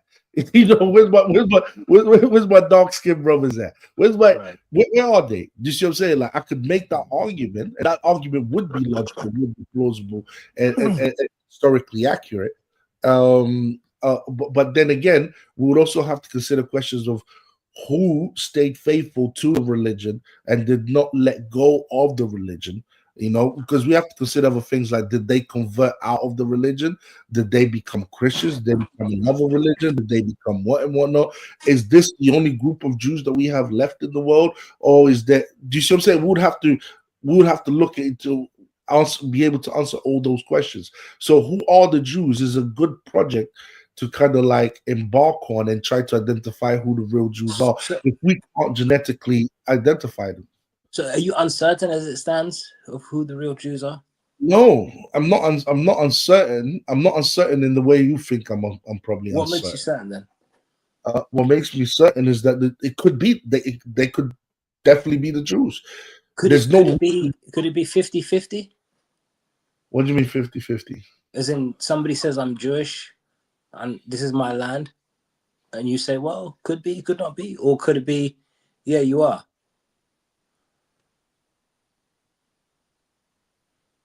No. The reason why I say that is because genetically we can't identify who they are because they have spread and mixed around the world. So I have to forget about that. Okay, so abandon that. So religiously speaking, this group, they could have potentially mixed in and over time still look like the way they look now, and but religiously speaking, we know they stuck to the religion. So Religion is the factor. religion is the factor. They stuck to So the religion. what if they've abandoned the traditional Jewish belief at the time that the state of the Jewish homeland was promised to them, and they picked up new traditions? Let's say, for example, the Talmud, and they now practice something that is not similar to the people of the time of of of when the biblical God or the Islamic God or whatever promised them that land. And now, would it be the case of, well, you're not even really Jews because you're just making a lot of stuff up that never was practiced? The majority of you are doing something that's not of the people of the time. So genetically, we can't trace you back to the Jews, and theologically, we can't trace you back to the Jews. Genetically, it's impossible to go there. Mhm. Theologically, you brought up the Talmud as an argument against the theological side, for to back up theology. The problem with that is when you're talking about the Jews are the ones who rejected Christ. So the Talmud is in line with that, rejection of Christ. So if you're going to use the Talmud as a theological reason to explain why these guys are not the real Jews and blah blah blah blah. Not that I am, but just Yeah. But in a way, what you're going to do is actually prove their case right, because at the end of the day, we do see as early from the 300s all the way up to the 500 AD, we do see these group of people rejecting Christ and claiming to be Jews. So yes, they did reject Christ, and yes, they wrote about it. It actually bolsters their claim. So the more rebellious they are against the Messiah, the more likely they are to be the Jews, and therefore the more right they have to the Jewish homeland, which means they will No, you reject the framed false it, Messiah. Or... you framed it wrong.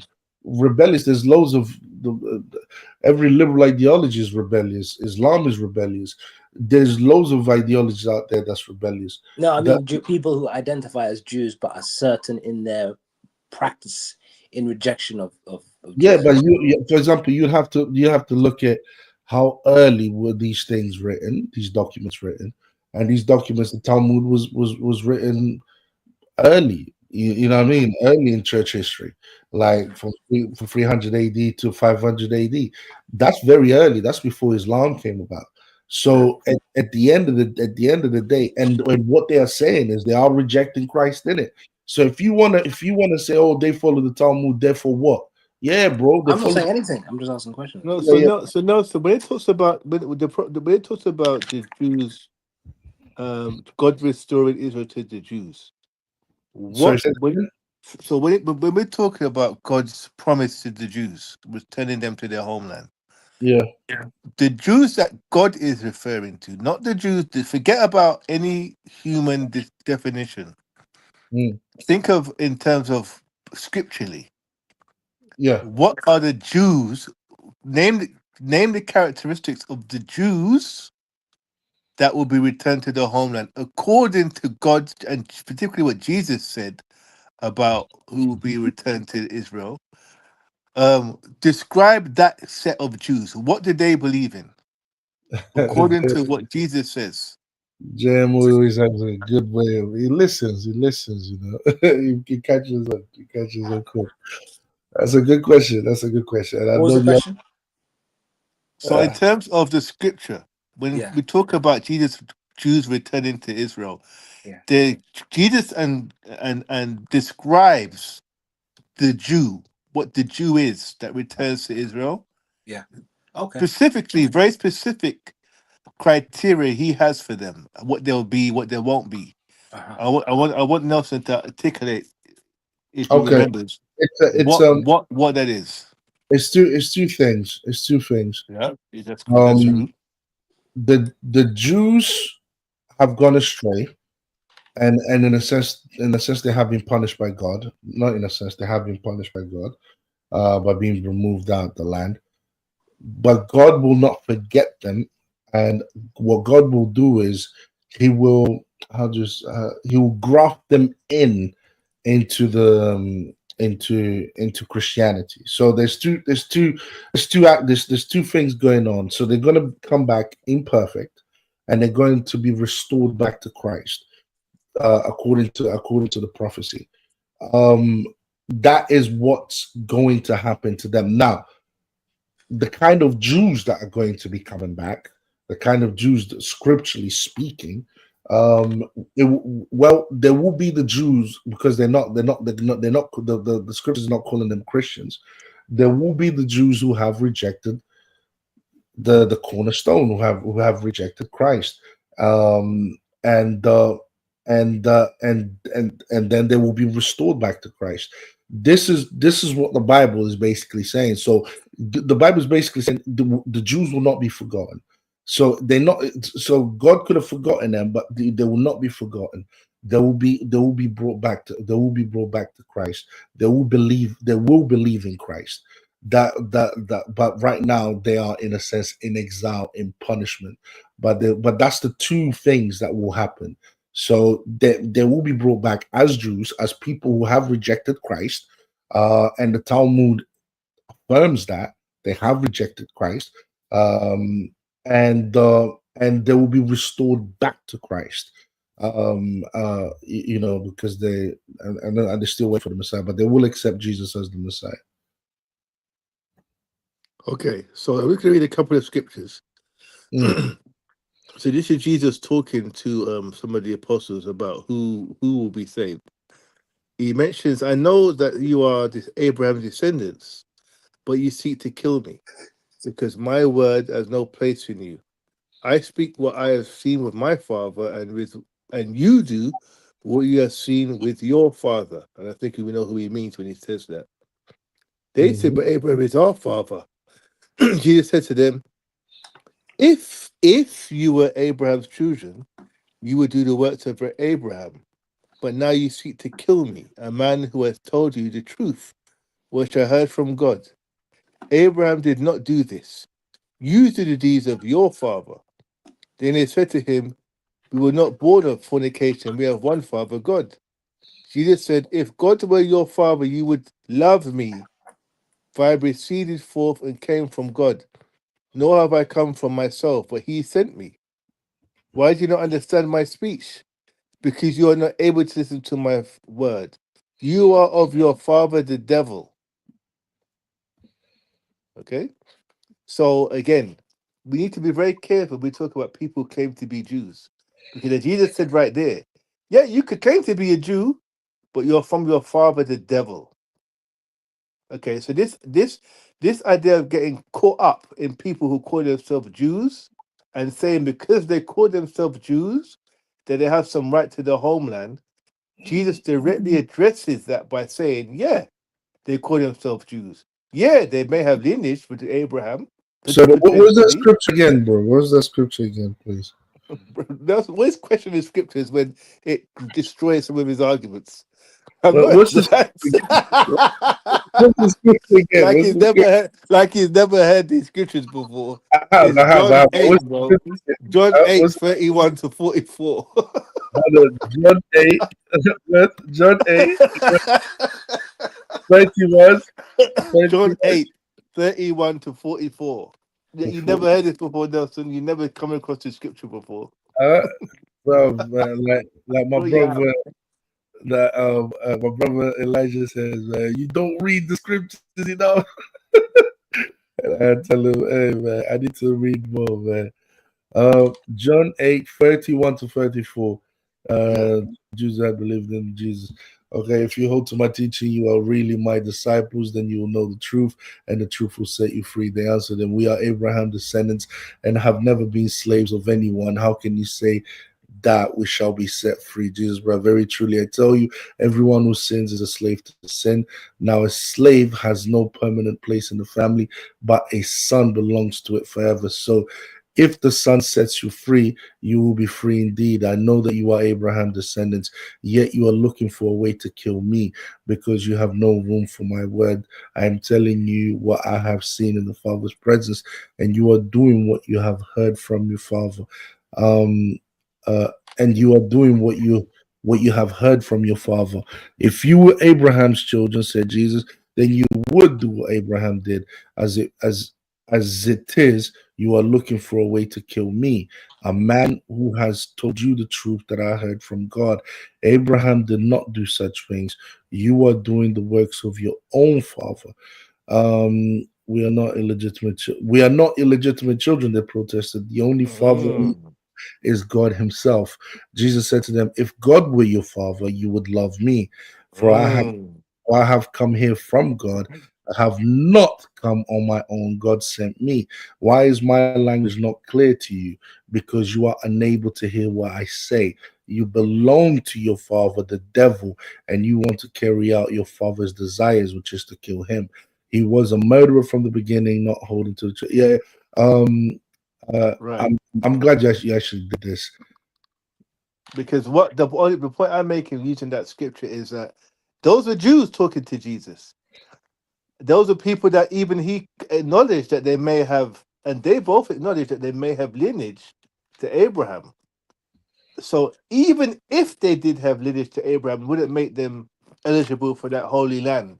Because as Jesus said there, you're there from their father the devil, because they seek to what? Kill him. They reject him. The Jews that you claim are the belong to that holy land that have the right to annex an ethnic cleanse based on some promise that God made to Jews fit this exact profile. Therefore, I reject. That's why I said I reject and I rebuke the claim that those people have some kind of divine right to that land. They don't. I have a different explanation for that verse, but Okay. I'm gonna read out because I think what was going on there was something completely different. Okay. They were tired of Jesus basically claiming certain things, and Who would tell us? Who? Jews. The Jews will consistently, Okay. all throughout the scriptures, they're consistently questioning him, Right. consistently attacking him, and consistently trying to, debunk Yeah, rejecting him. yeah, they're trying to Yeah. reject him the entire time. Yeah. And anyone who rejects Jesus are the sons of the devil. That is absolutely true. The Bible also Mm. says this, and this is in Romans. And in this way, or I do not want you to be ignorant of this mystery, brothers and sisters, so that you may not be conceited.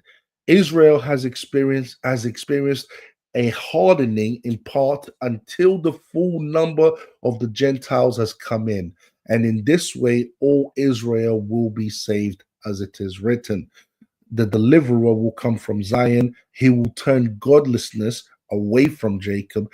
And this is my covenant with them when I take away their sins. As far as the gospel is concerned, they are enemies for your sake. But as far as election is concerned, they are loved on account of the patriarchs. For God's gifts and his call are irrevocable. Just as you who were at one time disobedient to God have now received mercy as a result of their disobedience. So they too have now become disobedient in order that they too may now receive mercy as a result of God's mercy to you. For God has bound everyone over to disobedience so that he may have mercy on them all. So again, the But scriptures very can we this is just go what back to the first few lines of what you were reading when it yeah, yeah, talks about the Gentiles? What do you understand about what he means by when he says the yeah, Gentiles will be it was brought in? hard hitting, isn't it? Yeah. So What's your understanding of the Gentiles? Because from yeah, what you what he read said, there, what he you're said was, suggesting the Gentiles will be part of Israel too. hold on, yeah. What he said is, I do not want you to be ignorant of this mystery, brothers and sisters, so that you may not be conceited. Israel has experienced a hardening in part until the full number of the Gentiles has come in. And in What this do you understand by that? That's that part there. what What is do you understand basically by that? what is basically saying is until that Israel will not be saved until the full number of the Gentile has come in. So basically, the Gentiles will be saved once the full number of the Gentiles has come in. Once they are saved, then God will look to bring Israel back to Him and restore him back to Himself. This is what I was saying earlier about Israel being restored back to Christ, and it will happen. And it doesn't say nothing about them being perfect or following the Mosaic law, because even if they were to just follow the Mosaic law and not the Talmud, they still reject Christ. So they're still operating on godlessness. So, but God will save them and will have mercy on him, even though we are looking at them as disobedient and bad and all of this type of stuff. Well, thing is saying over here, what's his name? Paul is saying here, well, once upon a time, it was you when you were Gentiles that you were disobedient, you were doing all of these bad things, and guess what? God had mercy on you. Guess what? God will also have mercy on them, have mercy on them until, of course, the full Gentiles, the full number is counted, and then that's it. He'll bring them back home again, and I think that's what's happening right now. But bros, listen, we really have to react to that next Yeah, video, man. yeah. We do Just that. a We'll do little that five, another time. yeah, just a little 5 minute discussion on that one, bro. Please. We'll quickly talk about the think of the time about the next video, the next topic we wanted to talk about. Yeah. This one here. This one here. Really have to address this one here quickly, bro. But yeah, you guys got destroyed today, but nice try though. So, Nice what do you think about that discussion there? I Hassan was, I was, loved it. I was actually scrolling online for something. He was falling asleep. He was falling asleep, bro. Yeah, That's what it was. Muslim, basically, it does, as a Muslim, he's not in the least bit concerned with what we're talking about. Yeah, exactly. What the hell are these guys talking about? He's talking rubbish. No. It's not that. It's more of a case of because I've got a clip I wanted to play, but I guess you guys are moving on to another segment here. But it's just a Yeah. case of I can't understand how, from the Christian perspective, that what the state of Israel. So the idea of a Jewish state, there's nothing like objectively wrong with that, I guess. Or I have no problem with it. It's just some of the things that they do, and then for that to be acceptable from the Christian perspective. But if a Muslim country was to do the same thing in any way, shape, or form, that's not acceptable. Would be mass executions. What do you call it? Rape. All types of things you can think of that the state of Israel has done as of late, or since its inception, which doesn't align with Christian values, which doesn't align with Jewish values, which all suggests to me that it's not the Israel by any biblical standard, that it's really a modern interpretation of what a colonial state is. And the idea that this is just because they're doing evil doesn't mean that they're not wrong, and that they're not the Jewish state. Well, how far does that go? How far does it go to the point where they're going, even within their own land, doing things that are anti-Christian? I think it's an idea that some people are attached to, no matter what the state of Israel does, which is fair enough. It's football teams, I guess. It's the way of the world. I have football teams. I like that. Let's play this video quickly. They don't know the word. Secret sensitivity has caused them to splurge on the quest of looking like the decadence of the earth. I knew a pastor who delivered a word on what women must do so as to not get curved. Instead of quoting 1 Peter 3:3, he said some feminist gibberish. It was so absurd. But his numbers grew. He thought he was blessed. He went and bought himself a Louis V vest. It's probably best to try to distance yourself from all these fake and funny pastors who will send you to hell. Adam was the one who was broken. Eve came into the earth whole. She had both ribs. Society wants women to believe you're broken if you're not with somebody. But God says the woman came into the earth complete. Imagine being spiritual and walking around saying, I don't go to church because the people are clowns. You're well aware of what the Bible says about it. Symboling it don't apply to you because you wear the crown. Meanwhile, you like to go to the club, kicking it with all the thotties and scrubs. Your influence over them don't exist, but you claim to be like Jesus, so because you insist that being with the real people in the streets is a bliss, it's probably not very likely that you are on the list. I'm not gonna lie to y'all, I'll be outside a little bit, you know what I'm saying? Like, I'll be at a bar with some of my friends. This past year, I went to a pride parade. I've been to clubs to dance and hang out with some of my friends. And they don't really assume that I'm Christian because I'm in some of those environments. But even though I'm there, that doesn't mean that I'm less Christian. I'm just in the world.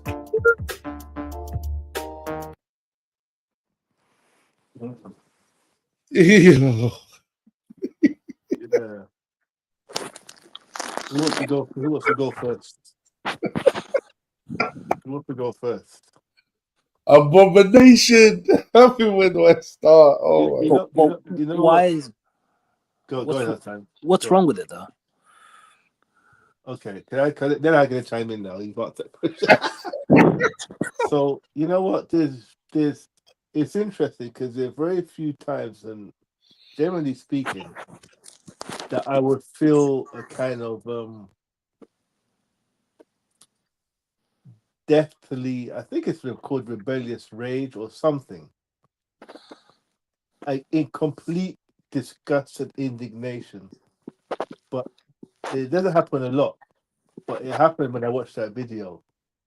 Particularly that guy talking about Eve and Adam, and then the response from the church. That really, and there's something about that really bothers me. I can't describe it. It's pure wicked evilness what he's doing there, because he's literally, and the Bible talks about this, about how people perverting the word of God.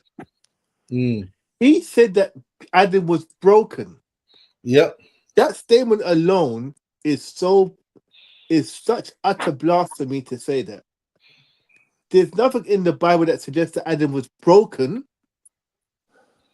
He said Adam was broken and Eve was whole because she had two ribs. She was made from the ribs of Adam. from the river But valley. what does he mean by whole? What's the criteria for broken and criteria for whole? In what context are you talking about? I think he's suggesting that Adam was like had a disability of some sort or something like this, and she did. Because he's So missing do you one. realize what context he was using it in? By the way, he was using it in he was using the context of dating. Yeah. He was applying it to dating, Hassan. Yo, I get that because he said That you woman don't need a shouldn't man feel. Yeah, you don't need a man to be whole. Now, Yeah. what you need to understand is the. Let me say something about these black churches in America. And black churches, generally speaking, they are completely female dominated. I know this from experience. And I mean completely, I'm talking about 70, 80. The African churches are a bit better. But a lot of these American churches, black churches, we're talking about 70, maybe 80% female dominated. In any industry, your number one focus is to market to your core audience. This is what he's doing. He's marketing to his core audience. That's why if you notice the women were cheering the nonsense he was saying. Because all he did is appeal to their vanity and to their sense of self-importance. In doing that, he knows he has another what do you call it? What's the word? You have another happy customer. That's essentially what he's doing. He's keeping his customers happy because those customers, they donate every month a portion of their wages. So this is a level of corruption, conning, scamming, lying, all under the banner of church. No wonder men aren't going. No wonder the black communities in some of these areas are suffering some of the issues that they're dealing with because they have the place where you're looking for moral guidance in the community. This is what they're being taught. They're seeing the word being literally corrupted just for this idiot's physical gain so he can wear a Louis Vuitton waistcoat. It's just... You know this reminds me of, James.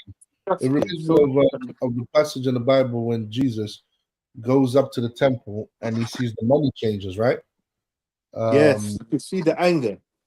Yeah, and then he sees them, and they basically making money off of the fact that people are coming to the temple, so they're selling all types of stuff, because people are going to buy it. It's they're coming for the Passover to celebrate the Passover. They come into the temple, and everyone in their family. So they basically are using the temple as a way of making money from it or profiting from it. And Jesus' reaction is, it's spot on. I mean, he starts overturning the tables, whipping them, shouting at them, telling them to get out. This is a house of prayer, and you've turned it into a den of thieves. So in a sense, that's exactly all that's happening here. It's people manipulating the Bible for profit. They're manipulating the scriptures for profit. They want to serve themselves. They want to serve their pockets. They want to serve their desires. They want to serve their egos by having loads of people following them, loads of people acknowledging them, and having status. And they want to do all of that. They want to serve themselves instead of serving God. So that's all that is really, really happening here. Well, I think you're being a bit too one-dimensional here and not seeing the possibility that there is good in this, and there's no shame, I think you might be being too judgmental. Hassan, you would not be saying this if this was happening in the flipping mosque, right? If the imam was out there talking this rubbish, you would be condemning him. So let's you're lowering your standards because it's Christianity and you don't really care about it. That's why you're thinking, who cares? Not necessarily. If this is happening in a mosque, you'd be like, no. Hassan actually attacked the Dawah guys from time. Okay.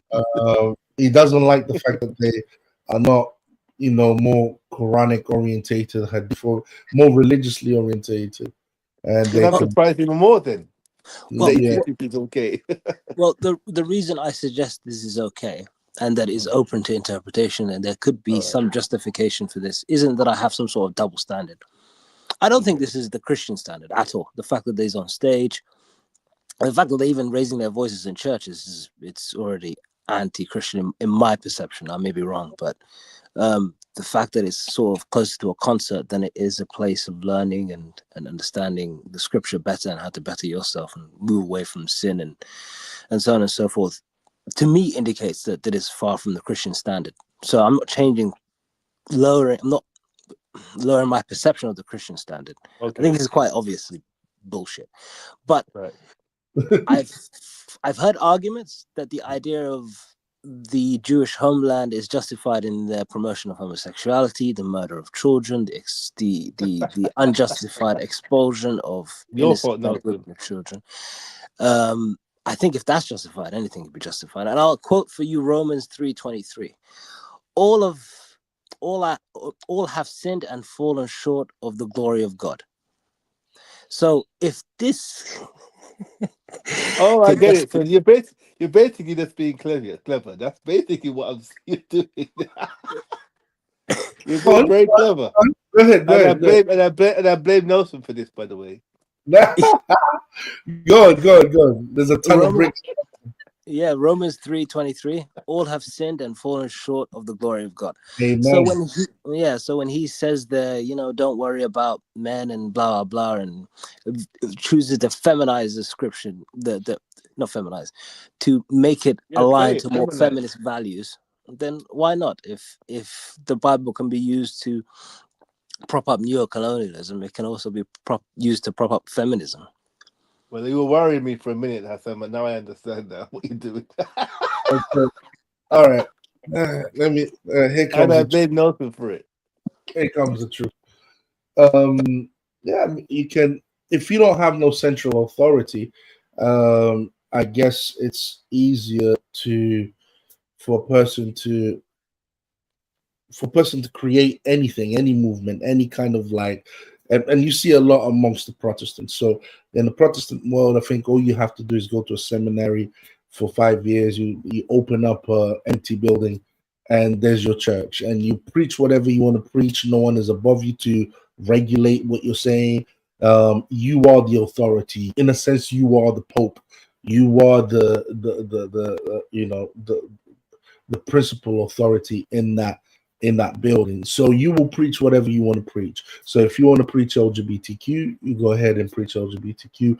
You will try and twist the scriptures and so on and so forth.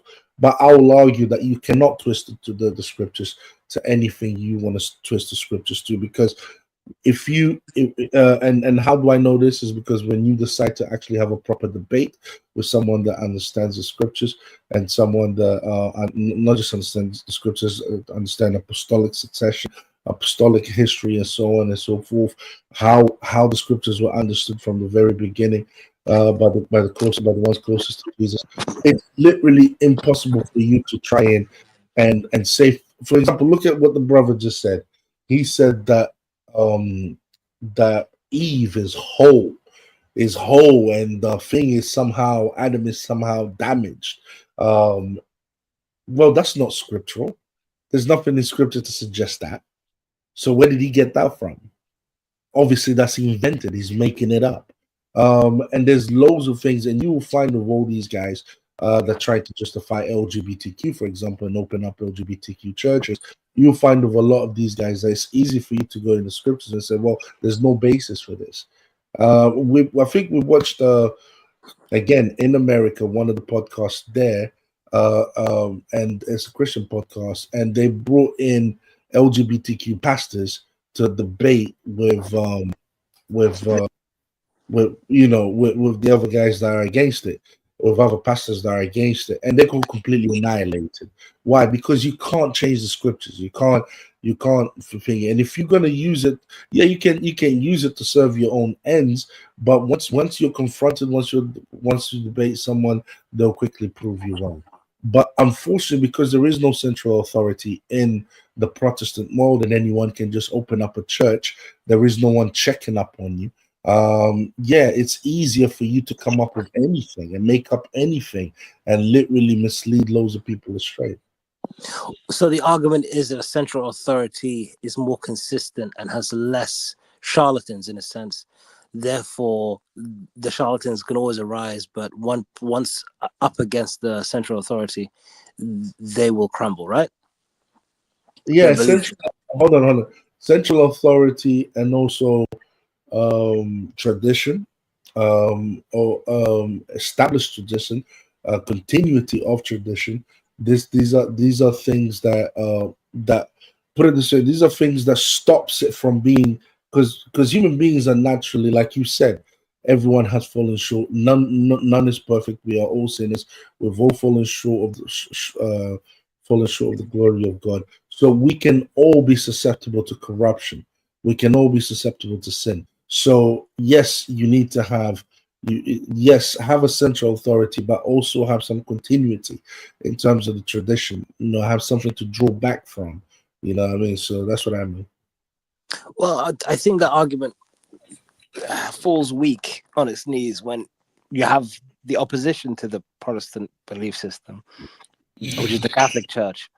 And the Catholic Church itself is, shaking at the knees and doing things that are almost similar to this, with the blessing of gay couples and such. So if I could go to the center of the central authority, and even he's on making things up as he goes along, or what's stopping me from doing it? Oh, good question. When it comes to the blessing of same-sex couples, I'm not going to go into the whole literature of it right now, but it's not as straightforward as you're claiming it. It's supposed to be the blessing of the individual, even though I completely disagree with it.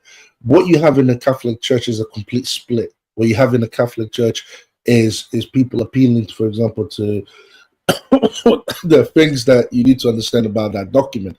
First of all, the document is not an infallible document. It's not a It's not a dogma, a part of the church teaching. It's supposed to be something that's supposed to be included to pastoral care. Now, which priests are deciding to either use or not use.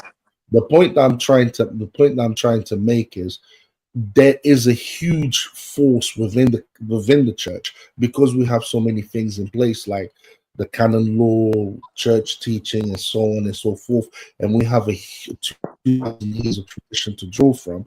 This is the reason why there is a huge opposition to this document, to such an extent where half of the entire Africa it does not have to use it.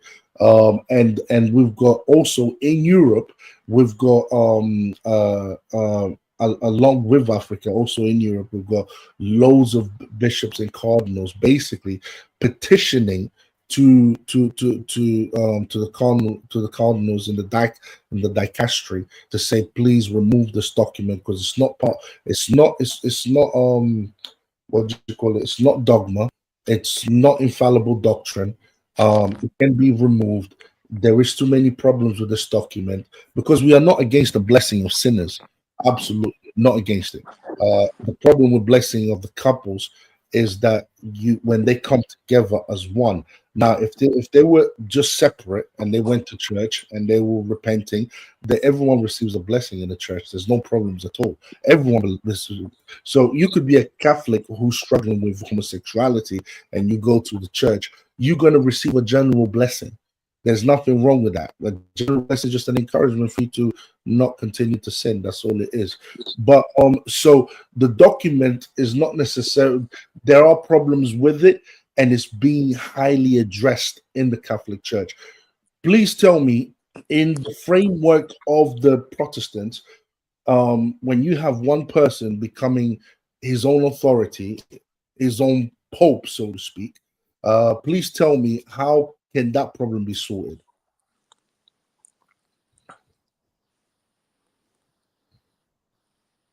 In what Well, sense? yeah. Sorry, hang on. No, go ahead. Go.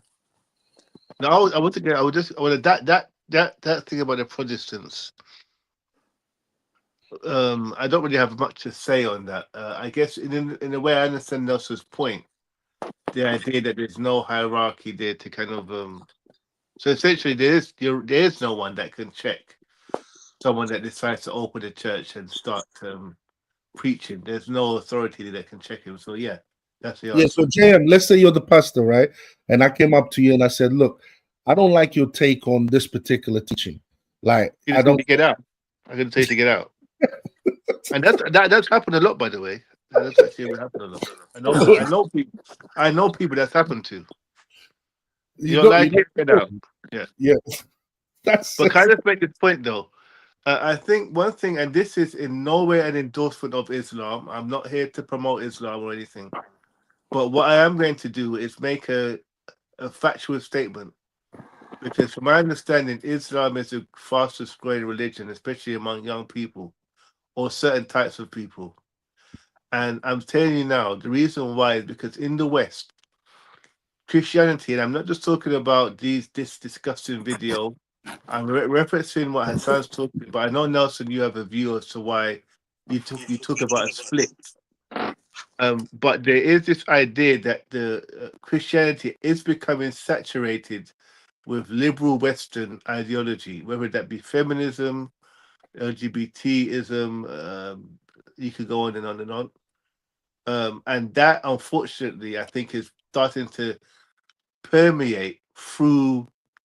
I mean, when we see it in the Catholic, I think that's when it becomes apparent that something you expect to see it in more of the Protestants, because as you mentioned before, with Protestants, there's much more of a kind of, one person could kind of interpret it one way and then people run with it.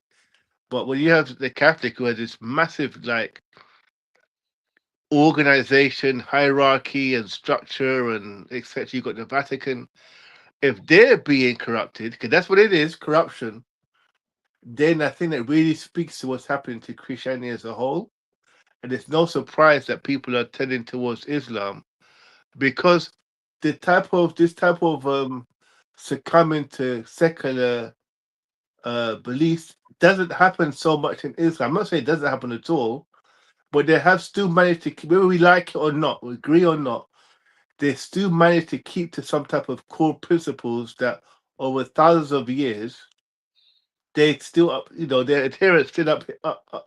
These type of things we're talking about, it will not be accepted in most Muslim, in most mosques or among the Muslim population. They just won't allow it because their tradition and their belief system does not allow this type of corruption.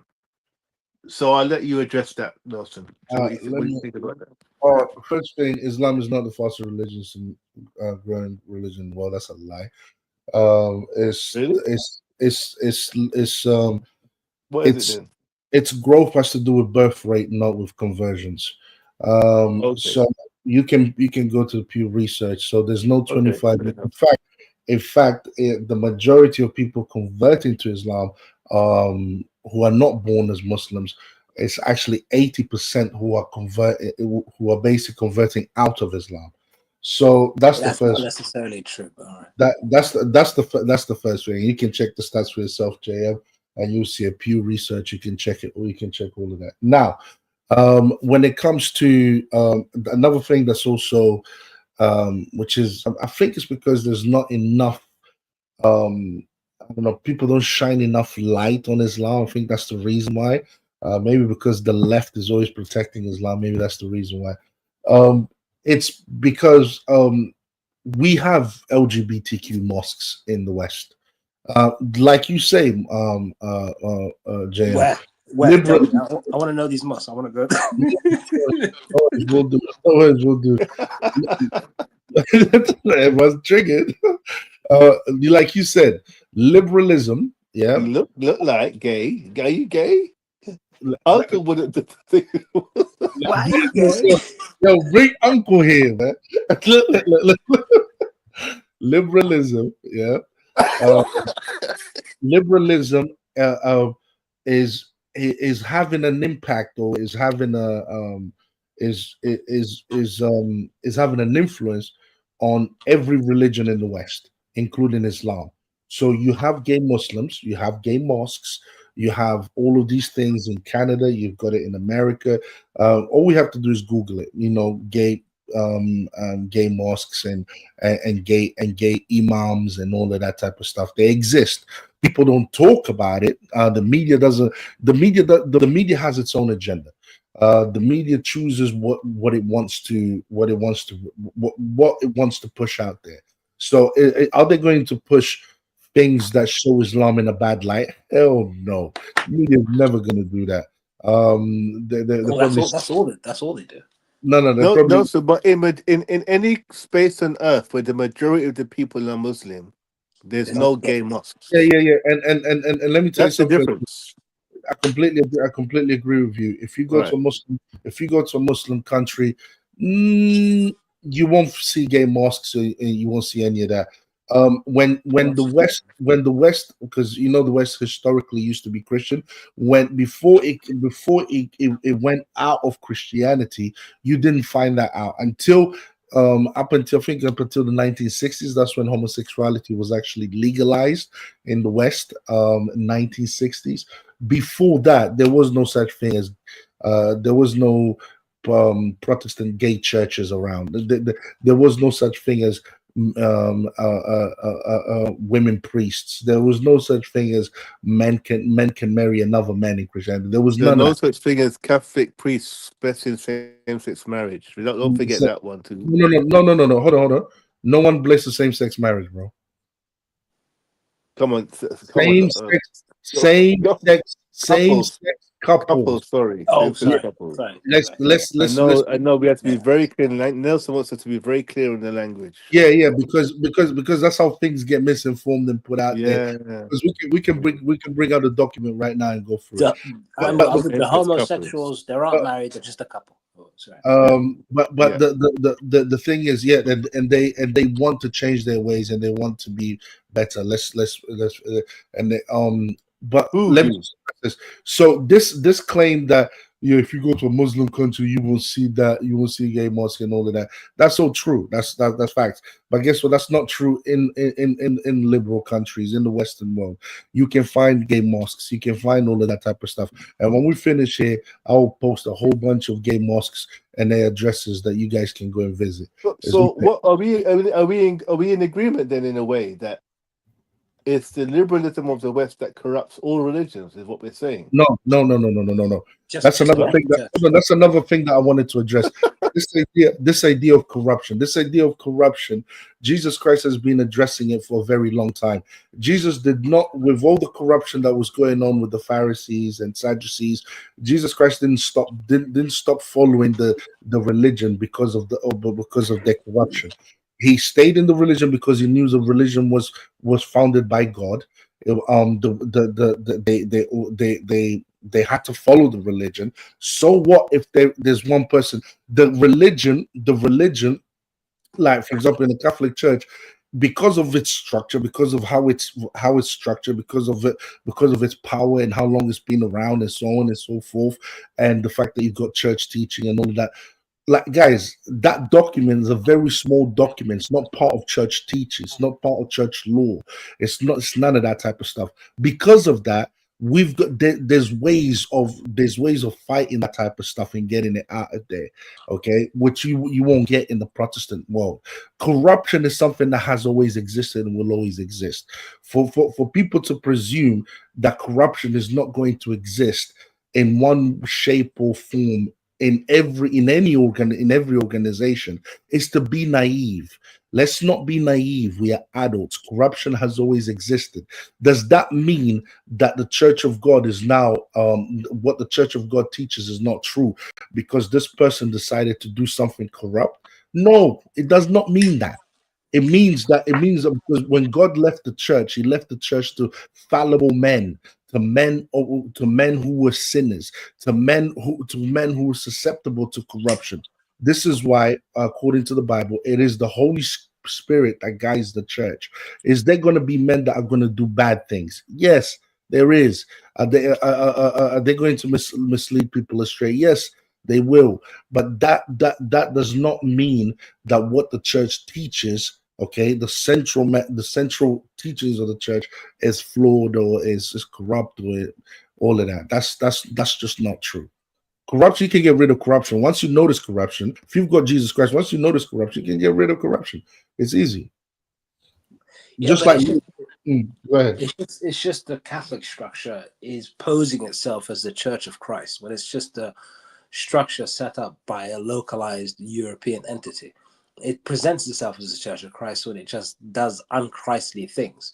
To have the Pope sit there and to recognize the idea of same sex, the concept of those of blessed same sex couples, you're presenting them as a special group. You're recognizing them as a special group that wasn't recognized up until what, the word homosexual. It's an invention from the Victorian period. Before then, you were just a sexual deviant, same as any other sexual deviation. Sex is between a man and a woman within marriage, and everything outside of that is considered deviation from the Christian, Islamic, and Abraham Jewish perspective, and I guess a few other religions, right? The idea that the head of the church will say, we will recognize same-sex couples. Same-sex What do couples? you mean? What do you mean by recognize? He refers to them as same-sex.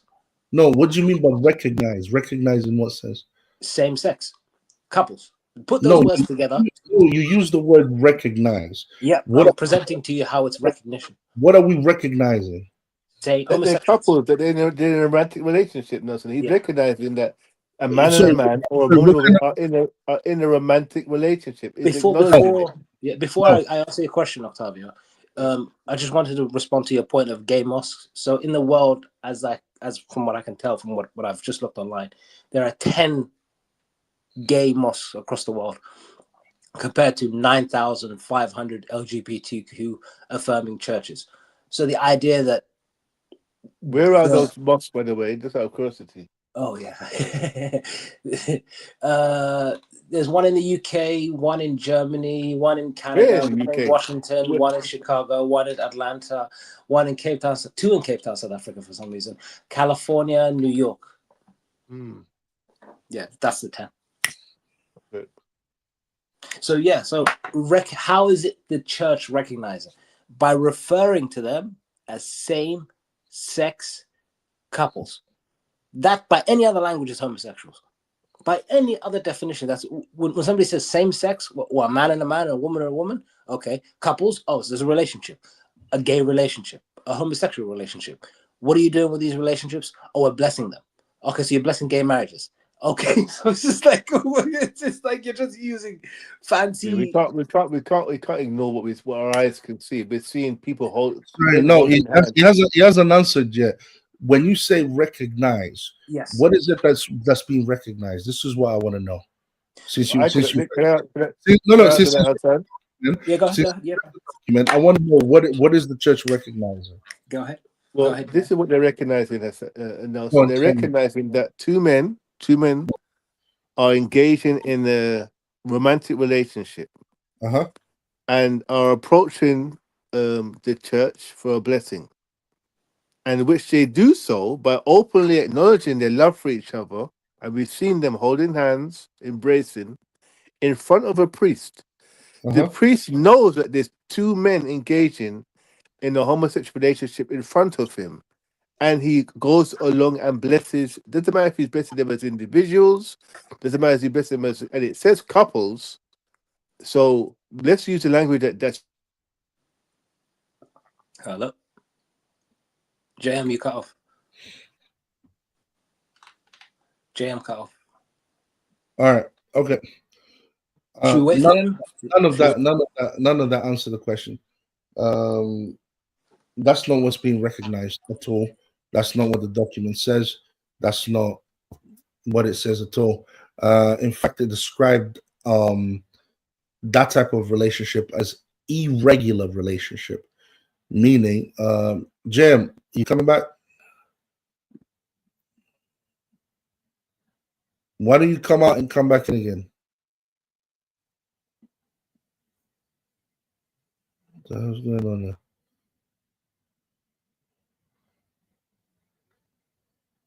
Yeah, he's gonna come back. He's gonna come back. He just came out. I wanted him to finish saying what he was saying.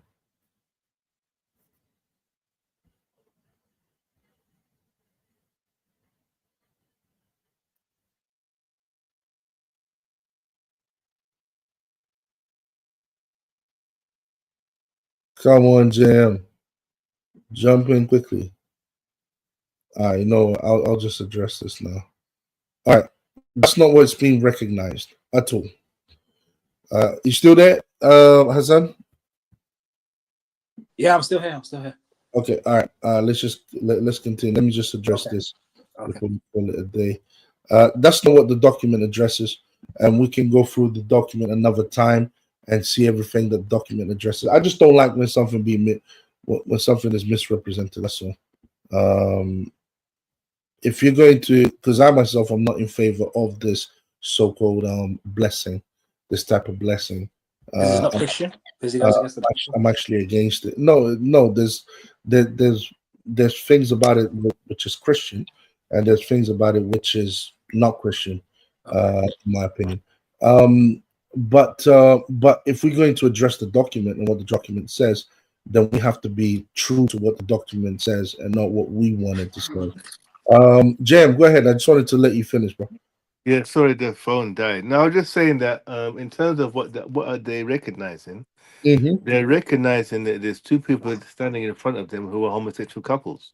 That's what they're recognizing, and that's why it's in the document. Would it be in the document if it would just says individuals can come and be blessed? There would have been no news involved. It literally wouldn't make the news because any individual could come and be blessed. The fact that it's a specific document created to acknowledge the fact that they're blessing couples shows they understand exactly who's been presented towards them and why they're doing it. And as you mentioned already, there is a split. So you're acknowledging the fact that some priests are saying, hey, no, this is wrong, or there wouldn't be a split. So there only would be a split if there's an acknowledgement that something wrong is going on by some priests. So even Catholic priests are acknowledging the fact that other Catholic priests are blessing homosexual couples. Yeah, it opens a door to. It opens a door that doesn't necessarily is meant to be opened. In fact, from a biblical perspective, it's a door that's sealed shut with what's sulfur and burning. I don't know what the Bible did to Sodom and Gomorrah, but it's pretty like detailed. Like, don't do this. And I think the Bible says it's an abomination to God. So for them to say, well, we're going to be a bit ambiguous. We're going to say same sex. Well, keep your blessings limited, right? Do not open the door to ambiguous, ambiguous. Do not open the door using ambiguous statements because it further diminishes the purpose of a central authority.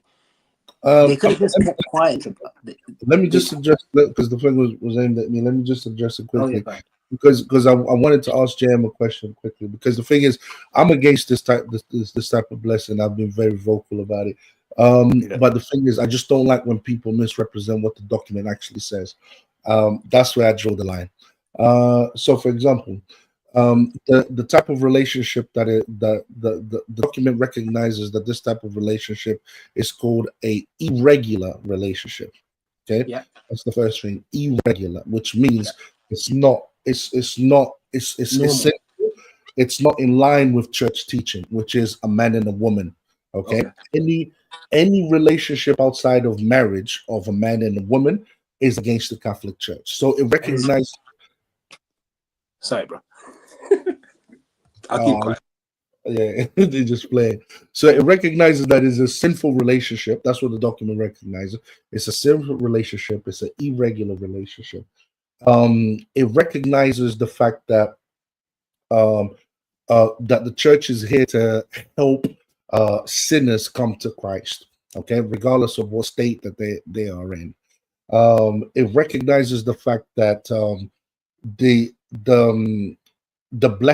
blessing should not bless the union of this couple. Okay, should not bless the union. It says that the blessing does not bless the union, the homosexual union or the same-sex couple union. It says that in the document. So it's against blessing the union of this couple. It's an irregular, sinful relationship that they are in, and the purpose, and then it states the purpose of the blessing, which is to help them come to Christ. The reason for the blessing is for them, is to help them come to Christ, is for the, to help them repent, to get out of the sinful state that they are in, and so on and so forth. And that's and the blessing is supposed to be for the individual persons. That's what the blessing is for individual persons. Now I can go into why I find certain things about it problematic. So far, I have no issues with it, and I would continue to have no issues with it if, for example, let's say a gay couple comes to mass. Of course, no one holds hands in a mass. They come to mass. They both, and the reason why they would come to mass is because they believe in Christ, even though what they're doing is sinful. So, for example, you take a heterosexual couple who are not married, okay, but they're seeing each other and they come to mass. What they are doing, their relationship would be considered sinful, irregular. They should not be having sex outside of marriage at all. Okay. So, and let's say they receive a blessing when they in mass. There's a general blessing that's given to everyone and so on. Is the church doing wrong for doing that? Because everyone is getting blessed, because blessing is supposed to also, it goes into the natures of blessing. There are different types of blessing. There are blessings that actually acknowledge something and validate something. There are blessings that encourage the people to come out of sin, so that they have the heart to come out of something bad that they recognize that they are in, okay, which is the purpose of the blessing, the purpose of this specific blessing that we are talking about. So let's say a person is gay, or a person is a person is gay, right? A couple is gay and they still believe in the religion, and they really don't want to, they don't want to be doing it, but they're struggling with that sin. And then they come to come to mass. Let's say JM was the pastor right now, all right? And I want to ask you from a Muslim perspective, all right? What do you do with those guys? All right? What do you do with them? Okay, well, how are they coming to me? Huh? Are they coming as a couple? Yeah, they come to you and they say to you, look, we are a couple. We are involved in homosexual. Get out. Get out. Okay. Get out. Thank you. Thank it's you. A joke. It's a joke. It's a joke. It's a joke. No, I was gonna go to JM and ask, well, how would you do it? And guys, I'm not judging you for how you would handle the situation. It's a joke. Yeah, go ahead. How would you say? Okay, so they come to me as a couple. Yeah, they are. Yeah, they come to you. There's two men that walk up to you and they say, we are a couple. We're involved, but we still believe in Islam. We are struggling with this sin. What do what do we do? How can you? Well, we're gonna talk about your couple thing, because when nothing moves on until we resolve this issue of you recognizing yourself as a couple and thinking that it's acceptable. It's like we're gonna deal with that first before we go into some blessing and like reminding you that God forgives you or whatever like this.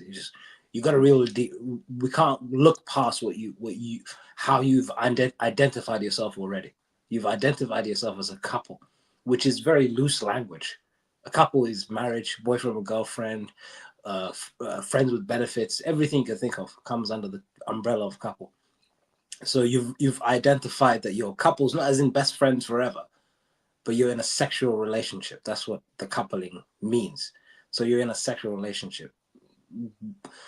What you're doing is wrong, and we're gonna resolve they already know that what they're doing is wrong.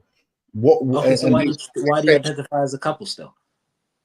Yeah, they saying we're struggling with this sin. We don't want to be a couple, but nevertheless we find ourselves in this situation. What do we do? How did you find yourself in the situation? But anyway, I'll just tell them about hell. Okay, you're gonna go to hell if you don't stop. Yeah, they know, bro. They know they're gonna go hell. They're not stupid. They can read. They can read English. They are adults. This is a sin that they're struggling with. Just like Mohammed Hijab marrying chicks on the side. That's a sin let's not go down that path. Oh, sorry. My bad.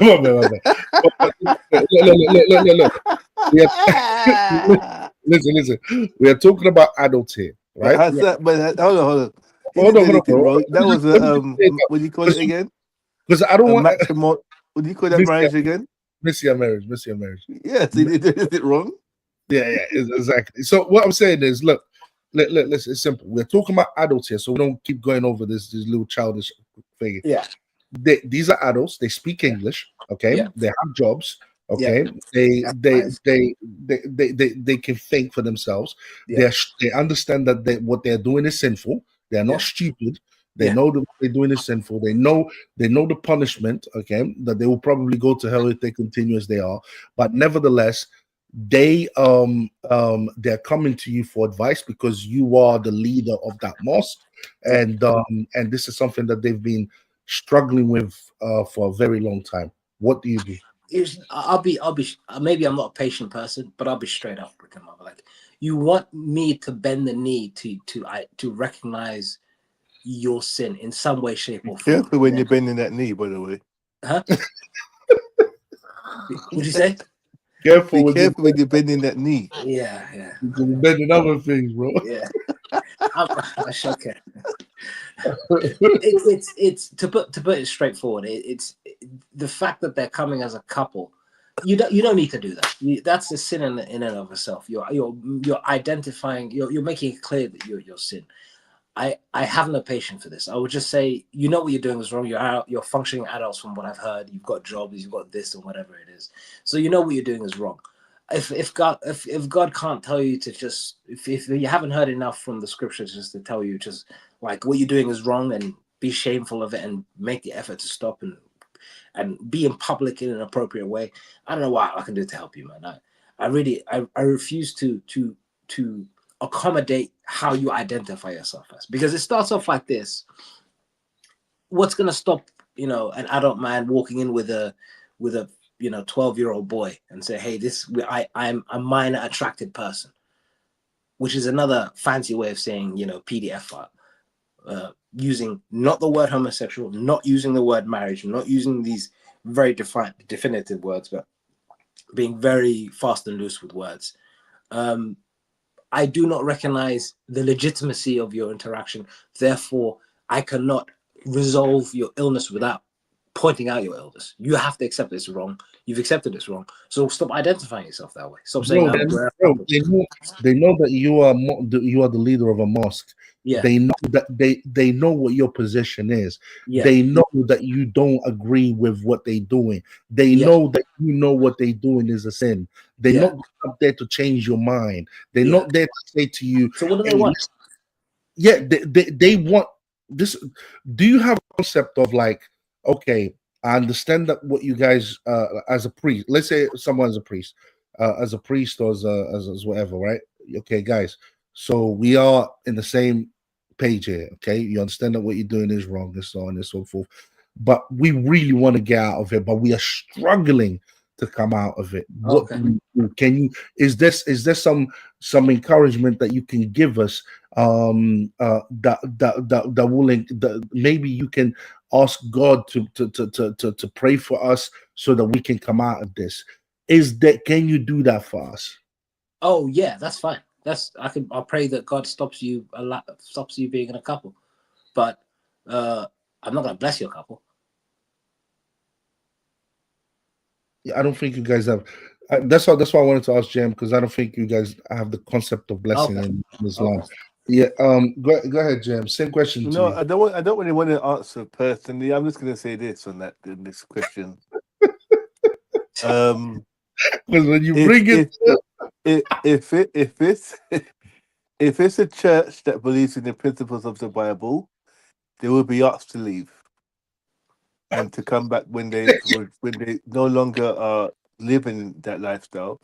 If there are a church that is more secular and prone to man-made teaching, they'll be asked to stay.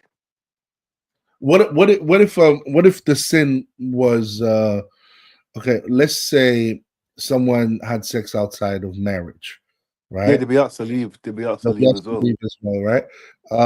What if someone sinned by, let's say, they've robbed some money, and they'll be asked to leave as well until they repent and no longer live a robbery lifestyle. Yeah. What if they? This is not I'm going on the principles of what I No, understand. I Yeah, really wanted to ask you this question because the thing is, it's easy to pass judgment. right. And That's why I don't want to do that. my issue with the same sex blessings, it's not how it's not how you guys view it. I have another issue with it because to me it's very simple. It's we don't need the same sex blessing because they can already receive the exact same thing. For example, we've got the confession. They can go to confession and Yeah. confess and receive receive Right. receive help that way to help them come to Christ. The more you confess your sins, the more you acknowledge that what you're doing is wrong, and the more you will change because you're trying to get God's help. Now, so we've got that already in place. It's one of the seven sacraments, is the reconciliation. So why do we need this so-called spontaneous blessing that can't be done in a church? Can't be done. It has to be done spontaneously. It can't be done with clerical clothes. It can't be done during liturgy. It can't be done in all of that. Why does it have to have all of these things? Why do these couples in and hold both of their hands? They even though the document does not say to do that, the document says it's supposed to be you're supposed to bless the individual persons. You're not supposed to be blessing both of them at the same time. And yet there's priests doing that because you showed me pictures of it. So the reason why I'm against it is because everyone that comes to mass on a Sunday, okay, they could come in as a couple. Of course, they're not holding hands because no one's allowed to do that, but they could come in and they will receive a general blessing. So why do we need something more specific for these people? That's my issue with it. This is not needed. Get rid of it. And this is what a lot of the Catholic Church is basically working towards, is getting rid of this. Oh, by the way, just got one last thing to say before we end it. But bro, but this is why I'm asking you guys the question: what would you do if you were in charge of a church and you were presented with this problem? How would you handle it? Because it's easy to talk because guess what? There's gay couples everywhere. There's gay couples in the Muslim world, in mosques, and all of that. They might not tell you, but they are there. There's gay couples everywhere. So if you are confronted with this issue, how would you deal with it? According to my brother JM here, don't come back until you got it sorted, mate. No. I'm saying if a church is fully committed to the principles of the Bible and bases their ideology on it, there's really no other way they can deal with it apart from that. From my Well, understanding, unless I'm wrong, and unless my understanding is wrong. well, Peter came to Jesus and he said, Jesus, how many times shall we forgive a brother? 7 times? Yes, says no, Peter, 77 times 7. What I'm basically saying is just like, yeah, the acknowledgement that human beings are sinners is there. Remember that part. There's one part that I think you're gonna like, this one, where Jesus was going to go to the prostitutes and all of that, to the house where all of the prostitutes were, and these guys, these pimps and all of that type of stuff.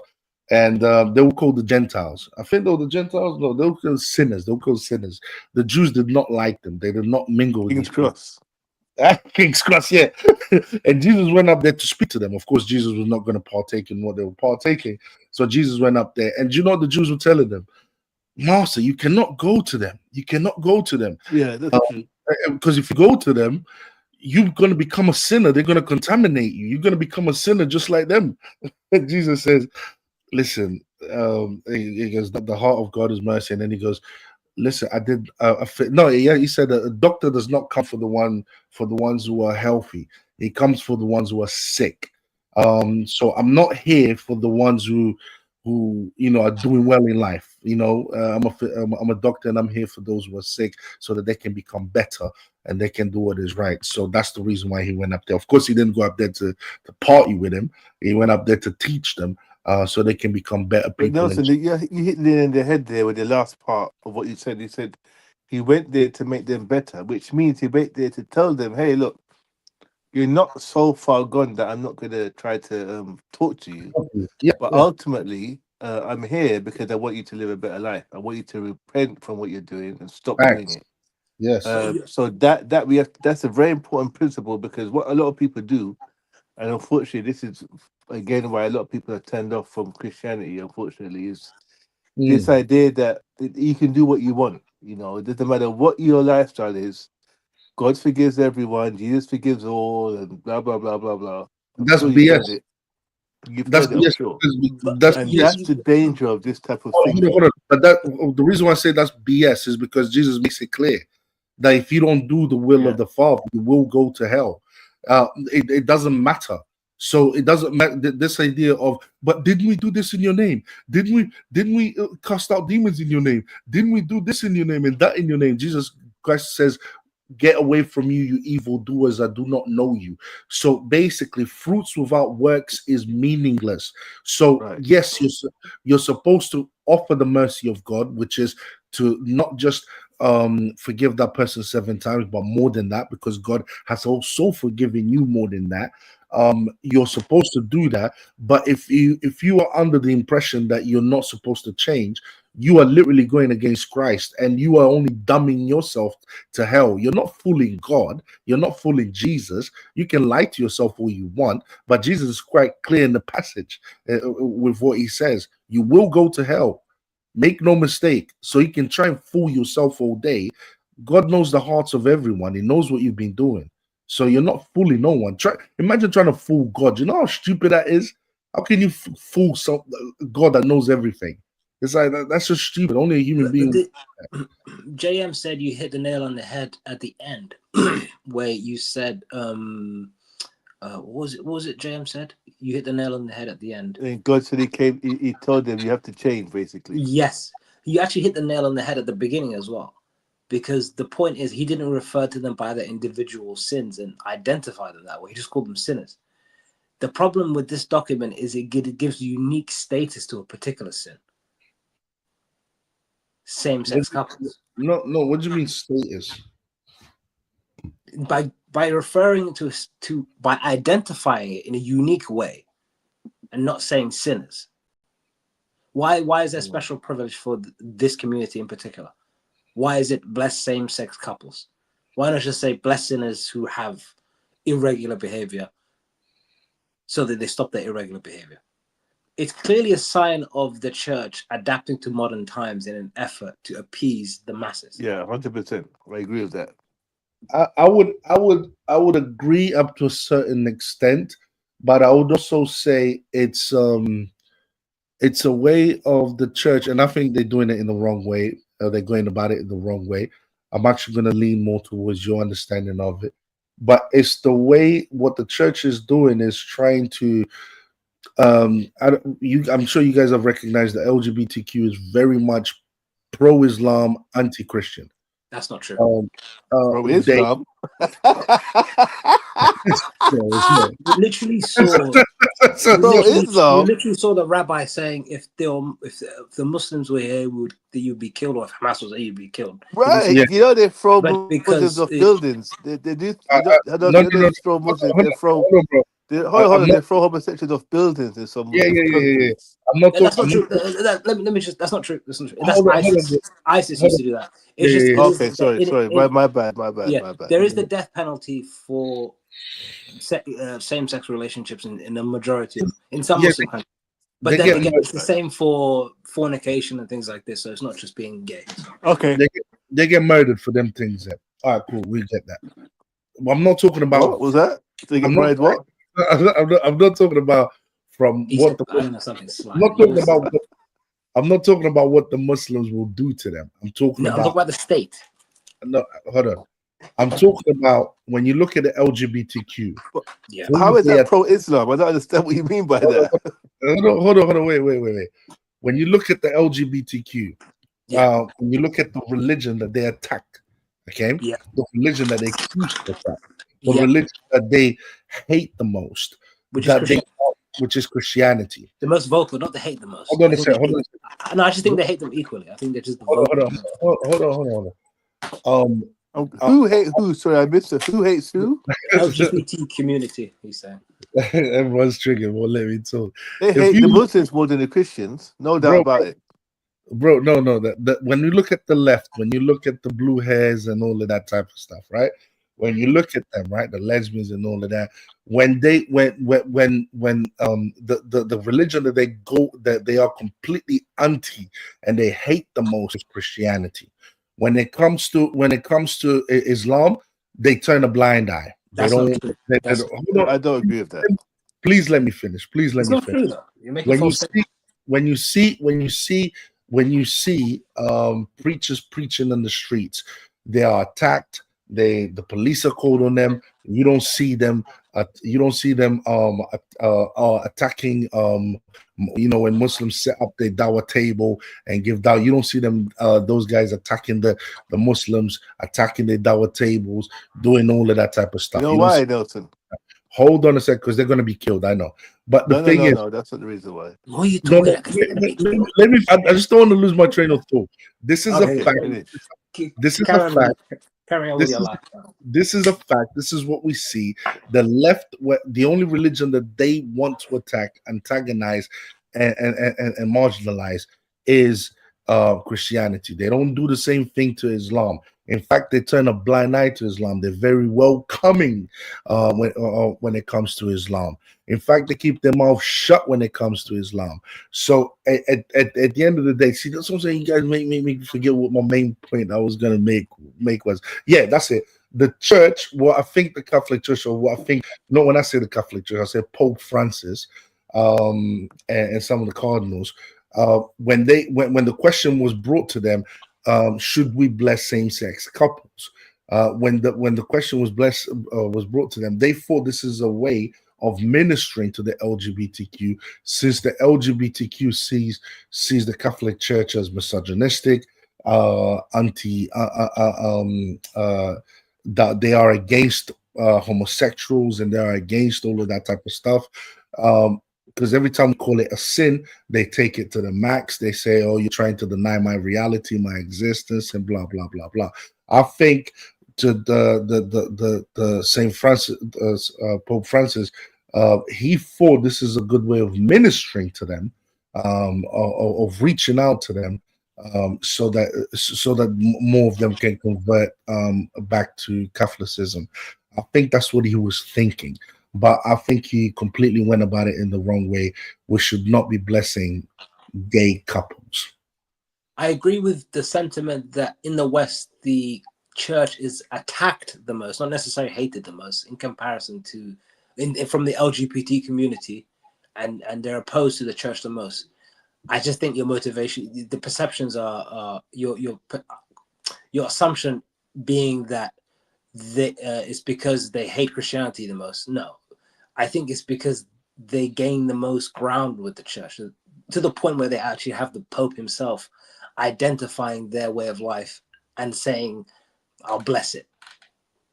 I think they gain them because they've already got 9,500 churches under control. Identify their way of life. Yeah, same-sex couples. What do you mean identify their way of life? So if I say to you, a person who provides sexual services in exchange for cash, what would you call that? A prostitute. A prostitute. So what would you say a person who's in a same-sex couple? Who's in a person who's in a same-sex couple? Yeah. Well, you mean a homosexual? Homosexual, yes. Now, instead of just saying you're all sinners, we bless the sinners, and we do not give you special treatment by identifying you in a more favorable light, which means that somehow it's more acceptable than any other sin. Then that's identifying the sin, identifying their way of life. Identifying the sin. Yeah. How are you identifying the sin if the document says that they are in an irregular relationship, that they are in a sinful relationship? So if it's saying that it is on that they are doing what is wrong, okay, how is that identifying? Right. You could just call them sinners. Taking the extra step to say that you are this particular type of sinner, and therefore we're still blessing you, and you can present yourself as this particular sinner, puts them in a position where they're unique in comparison to all other sinners, and is somehow, one could argue, more acceptable than other sins. But are they still sinners? Yes, they are still sinners. Same as minor attracted persons, same as murderers, same as, well, should I say, people who take people's lives. You're basically saying they've made their sin a privilege? Yes.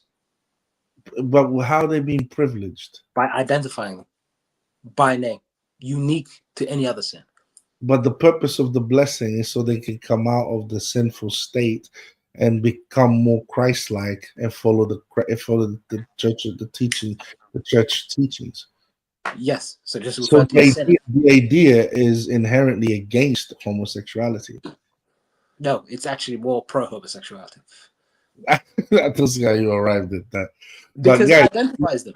It says this is how you identify yourself. This is how we'll accept you. There's no doubt about what I understand is that the fact that you have in one country alone, I think there was 1,000 of these so-called blessings that have happened in about a couple of months. One of these Scandinavian countries. Which one country? of these Scandinavian countries? I can't remember. One of these. I think it was Germany. I think it was Germany. There were hundreds, if not thousands, of these blessings that happened in a short space of time.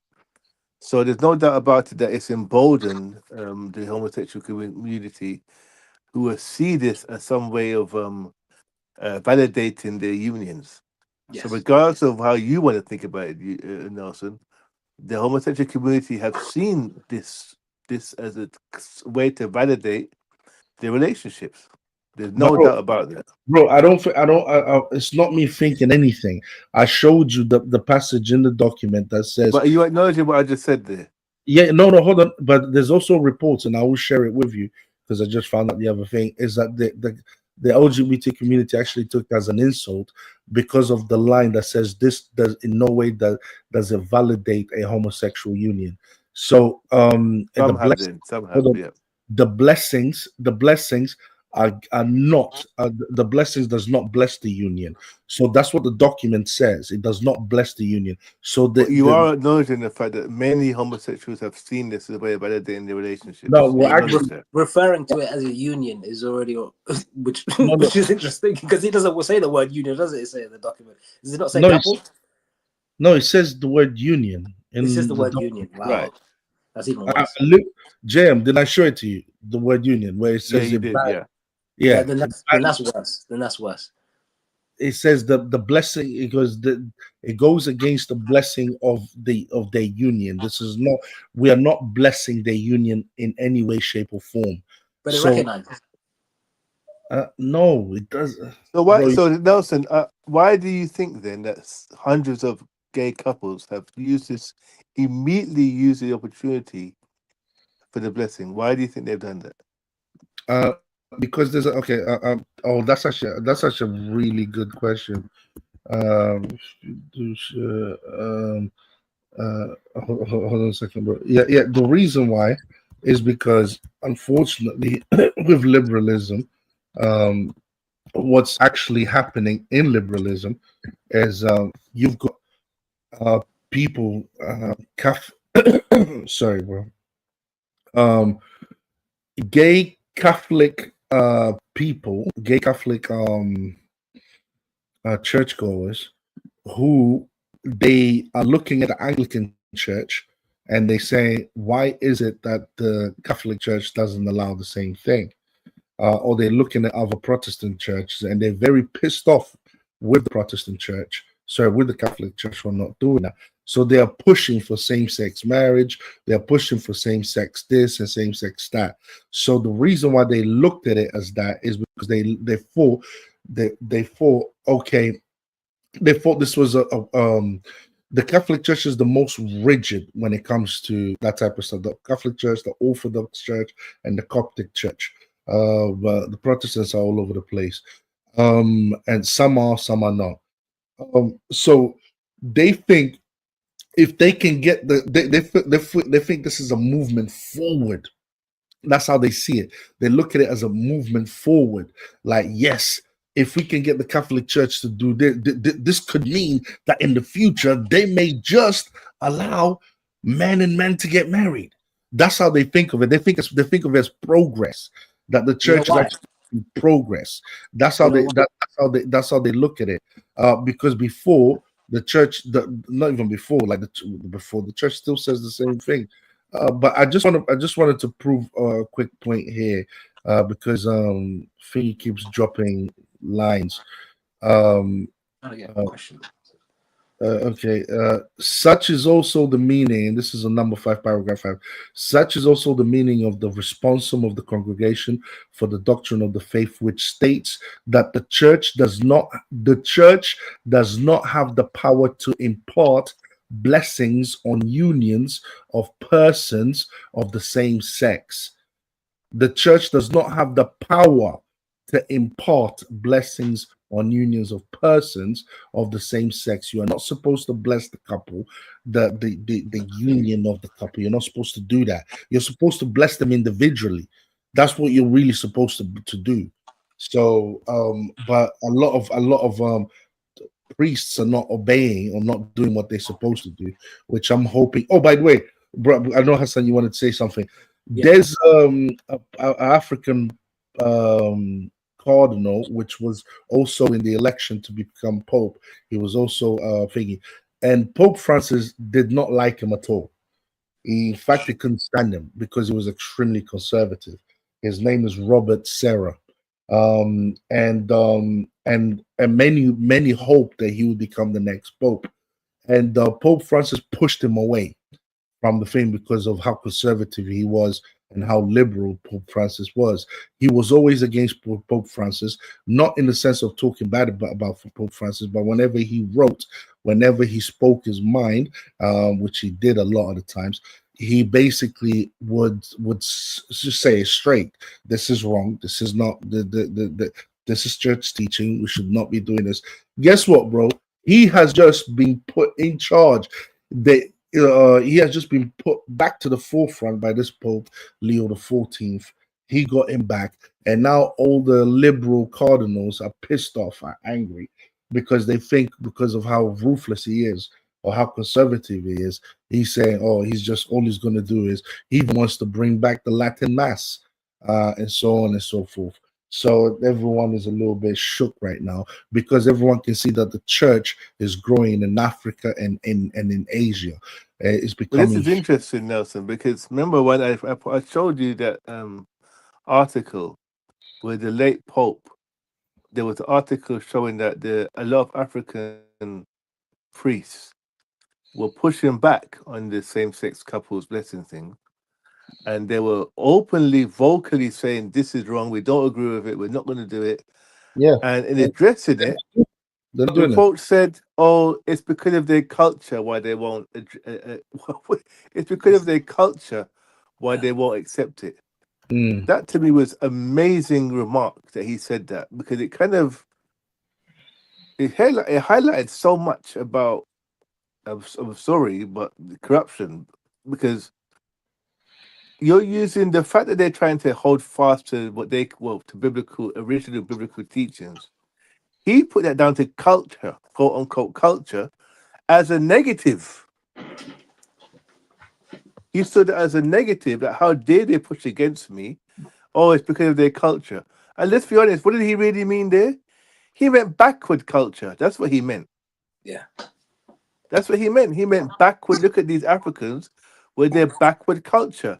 This is But his quotes, by the way, that he used. It's not me making it up. He in his literally used the defense, word culture. the church is becoming progressive, and Is it what? is progressive.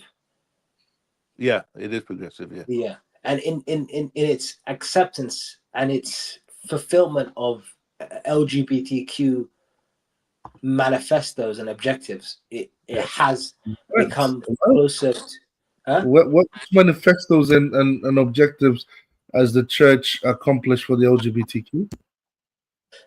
So in the But Gay Liberation Front manifesto, this is a organization that produced manifestos for most modern gay activism. Yeah, what's the name of the manifesto? So this is the Gay Liberation Front. And in their manifesto, some of the objectives that they have are to critique traditional family units and gender roles, oppose capitalist exploitation and social conformity, advocate for the visibility and acceptance of LGBTQ plus individuals. JM pointed out the fact that as soon as this document came out, the number of visible Catholic LGBTQ homosexual couples skyrocketed. Visibility is the core victory in this document. This document allows people to see that many of their friends and their family members and whoever and their fellow churchgoers are sinners, and they are welcome to approach the church visibly sinning or being associated with that sin. It's a step above or similar to women showing up to church half naked, people praying in public and trying to make themselves look more When holy. did it do that, bro? Oh, so When I can show you. I can show you the videos of gay couples coming into the church in the dozens. I can show you that the overwhelming response from the LGBT community, they were actually angry about this document because he said that because the church said that they reject the union, the blessing does not bless their union at all. So it's in a sense, where did the church change its teaching here? No, Because well, it's like, their level of how is the church dissatisfaction. appeasing? Hold on. How is the church appeasing anything if first of all they're calling relationships sinful? So that's a no for them. That's not new. That's not new. The church has always called the thing, and they say yes, we acknowledge that you guys want to change and want to become. If you want to and the church is saying if you want to become more like Christ, then we can help you with that. But that means basically stop living the way you're living. So, but that's in theory. But in practicality, they show up, man and man, woman and woman. The priest blessed them publicly in front of everyone, and then they go about their business, and then they can just shrug off the whole the judgment of the collective goes out the window because they're there under the pretenses of I'm here for. When was the last time, bro? I've been going to church ever since this document came out. I've never seen one single. I know certain pictures have come out, but I think that was for show. But I've been going to two churches, in fact, and I've never seen one single gay couple walk up to a church and be. But just because it's not. If you look out the window, it's not raining outside. Doesn't mean the whole world is in drought. The Catholic Church is vast and wide, and there's many. Well, you're right in the sense the homosexual community represents a very small proportion of society. But again, if you look out the window, it's not raining. Doesn't mean it's not raining across the world. It's raining somewhere. And there are many people, many gay couples coming out to church hand in hand together, being blessed publicly in front of everyone. I've literally seen the videos right now. But that's literally a lie because the document itself says you're not supposed to be. Hold on, I'll just show this bit here. The priest is not supposed to wear clerical clothes. They're not supposed to. It's not supposed to be done during liturgy. It's not supposed to be done. It's supposed to be a spontaneous blessing that is given in passing. This is what the document says. So whichever priest does this publicly in front of everyone in the church, he's literally breaking the rules. Yeah, I just make a point. Can I make a point here quickly? Because this idea that Dawson is saying that there's literally been no change is preposterous to say there's been no change. So I'm going to read literally an account of what happened. So it says that. No, I never said that, bro. Oh, I thought you said there's been no change. You said there's been. Hassan said there's been. Hassan said they've been progressive, and he said they haven't been progressive. This is the progressive move. No, there's been no change. The change that has happened is that a gay couple can be given a blessing, a spontaneous blessing, so that they can change their ways and so on. That No. You're adding. You see, this is the thing. change.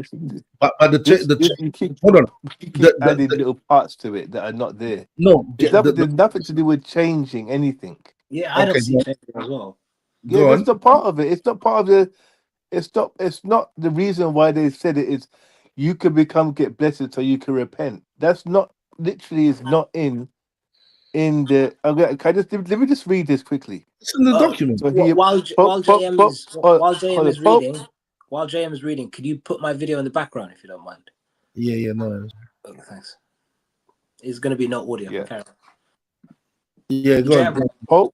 Pope Francis approved a document issued by the Vatican announcing, this is the quote I'm quoting here, announcing the change on Monday. The change. So what's it changed from what to what? So the Vatican said it should be a sign that God welcomes all, but the document says priests must decide on a case-by-case basis. Introducing the text, Cardinal Victor Manuel. So repeat that one more time. Case by case basis. Yeah, the priest must decide on a case-by-case basis. Introducing the text, Cardinal Victor Manuel Fernandez, the prefect of the church, said that the new declaration remained firm on the traditional doctrine of the church about marriage. But he added that in keeping with the Pope's pastoral vision of broadening the appeal of the Catholic Church, the new guidelines would allow priests to bless relationships still considered sinful. Where are you? Where are you? You're reading the document. This is from the document. But that's where the change is. This is what I'm talking about. So there has been a shift. What is the progressive? And that's the whole point of what Hassan was saying. No. What is the become shift? more progressive? No. What is the shift? Tell me.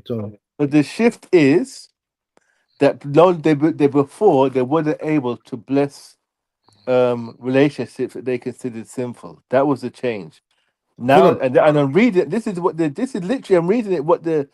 I'm literally reading from the Cardinal Victor Manuel Fernandez, the prefect of the church, said that the new declaration remained firm on the traditional doctrine of the church about marriage, but he added that in keeping with the Pope's pastoral vision of broadening the appeal of the Catholic Church, the new guidelines, which is the document you're referring to, would allow priests to bless relationships still considered sinful.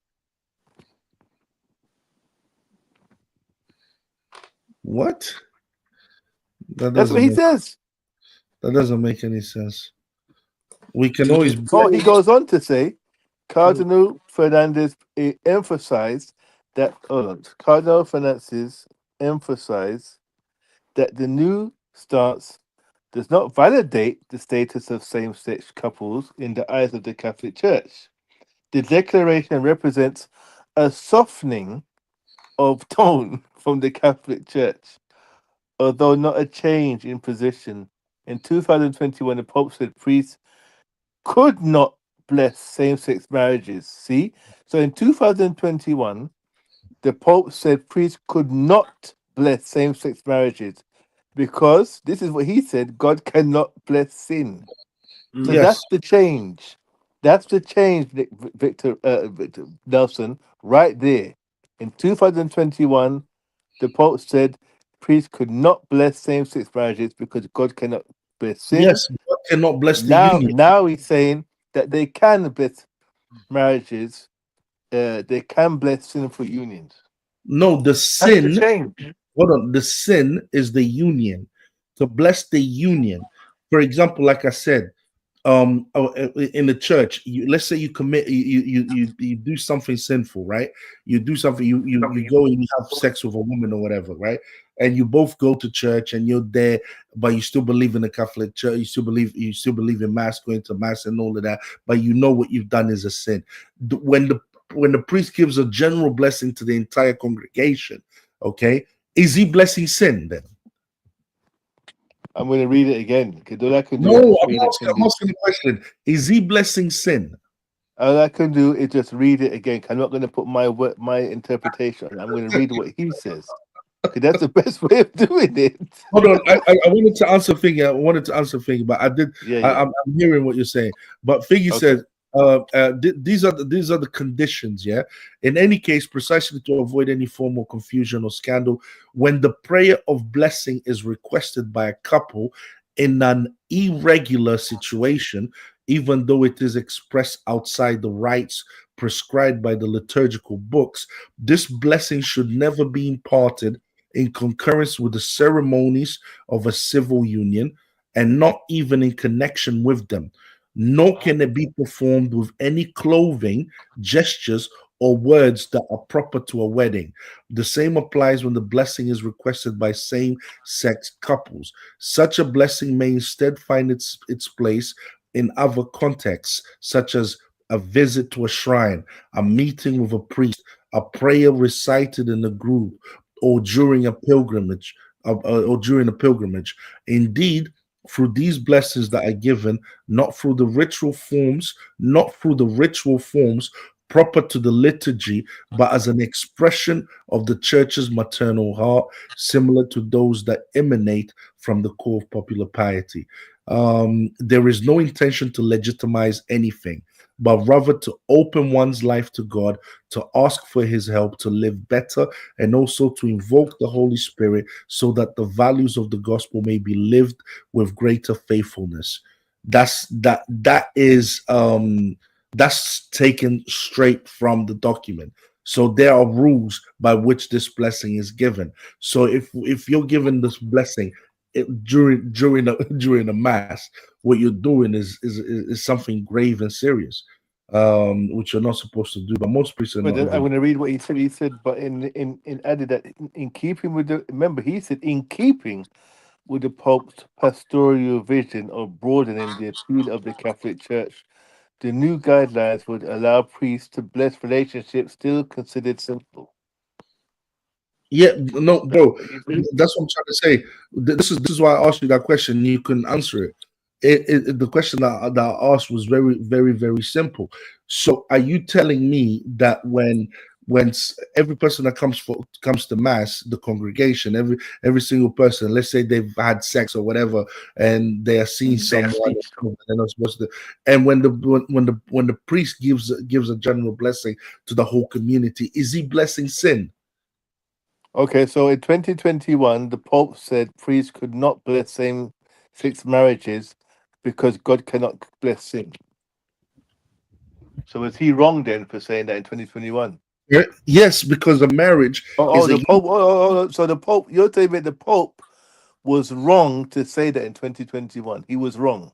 No, read what you're saying, bro. Read what you just in read. 2021, the Pope said, this is quoting him now, the Pope said priests could not bless same-sex marriages because God cannot bless sin. Yes. So he's changed his shift from that. That's what he said before, and now he's changed because in his words, he wants to broaden the appeal of the church. He's saying that they can now bless same-sex couples. No, they cannot blame. Now they cannot blame same-sex marriage. I want to read it again. Sorry, read it. Hold on. Like, the document, listen. The document says irregular relationships. It goes against marriage. I literally read it out to you. You cannot bless a same-sex marriage. You're saying that if these people are. I never used the word marriage. It's not in there. It's not in there. Hold on. The word marriage. The quote that JM just read, did it have the word marriage in it? If I'm reading the same one, It didn't. It didn't. Evan. I'm going to read it again. Okay. It's It's this. 2021. It's civil. I'm going to union. read in 2021. I'm going to tell you what happened. The shift. And Go ahead. Just read the quote that you read just a second ago. the 2021 quote or the 2025 Bro, quote? the quote that you literally just finished reading. Huh?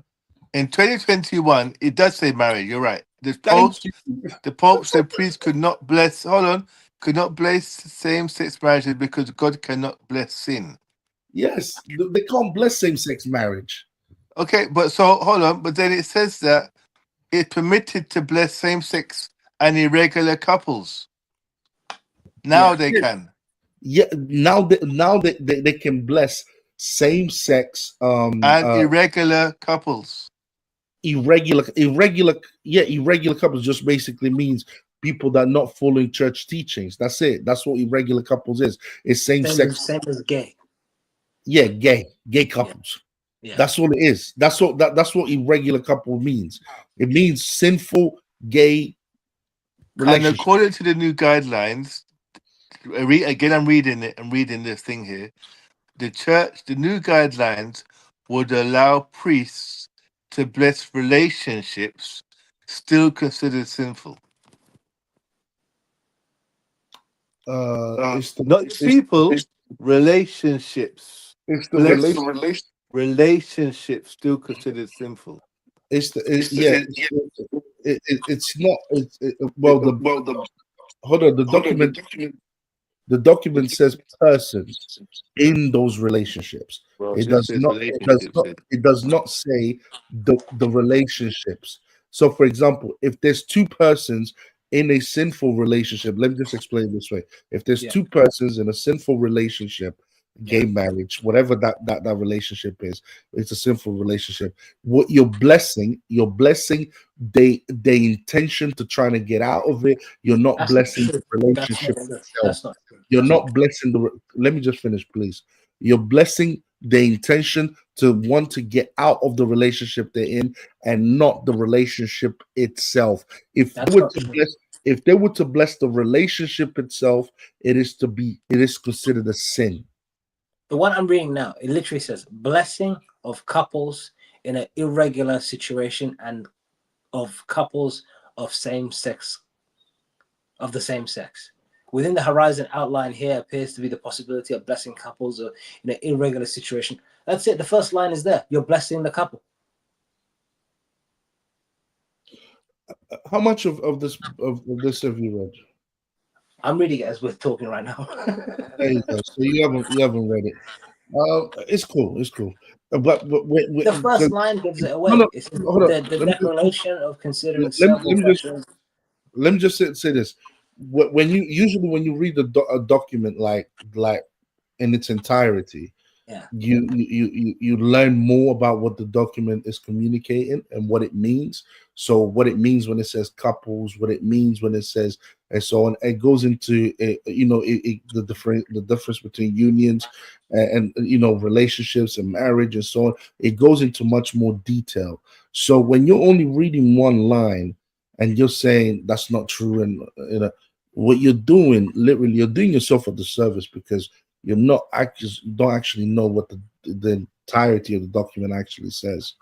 But I do understand what you're saying. So these are couples, these are people that are in irregular relationships. No one is doubting that. Okay. The word couple suggests that they are in a relationship of some sort, right?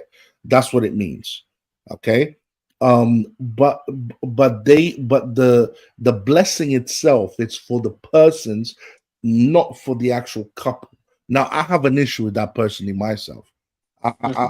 It's like, why am I trying to get my head around this? This doesn't make sense because couple to me almost means union to me. That's what it means. It's just a couple.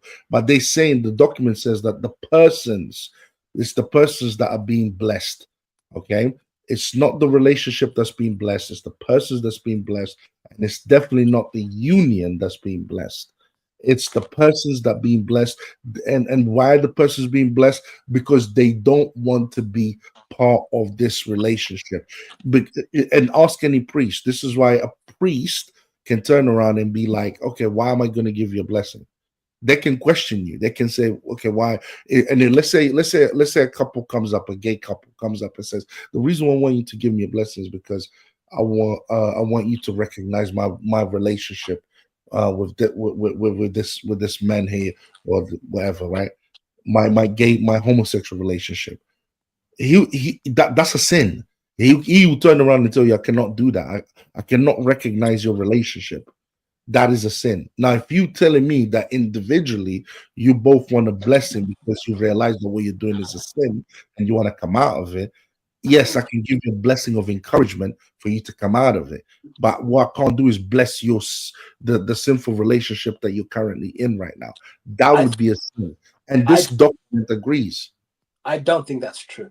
I haven't heard enough from you that suggests that there's an encouragement to end, and there is not a blessing of the homosexual relationship. Give me Well, one statement that says this is a sin, and I'll have a look at it from here. That says that this is a sin, and that we are doing this to encourage you to stop. I mean, we can break down the whole document another time. Just one sentence, one word, one paragraph, and it would be clear, wouldn't it? Would it not? Because it's such a paramount point that you're pointing out to. Would it not be made clear? This is what, because it seems Did like I, this is did the I not first thing. read? Hold on. Such is also the meaning of the responsible of the congregation for the doctrine of the faith, which states that the church does not have the power to impart blessings on unions of persons of the same sex.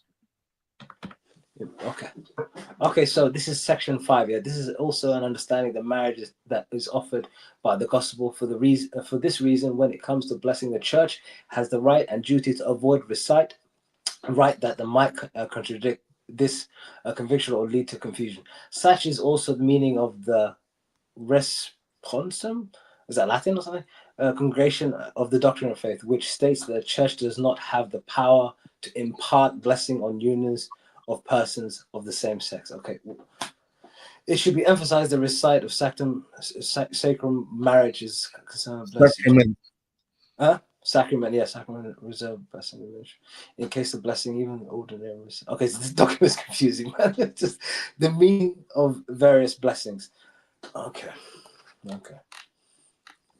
Hold on. It should be emphasized that in the rite of the sacrament of marriage, this concerns not just any blessing, but a gesture reserved to the ordained minister. In this case, the blessing given by the ordained minister is tied directly to the specific union of a man and a woman who establish an exclusive and indissoluble covenant by their consent.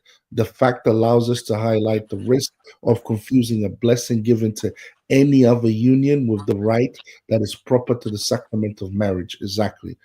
Um, and then it goes into the meaning of the various blessings, and it breaks down biblically what blessings actually are, what they are used for, who can give the blessings, not give the blessings, and so on and so forth.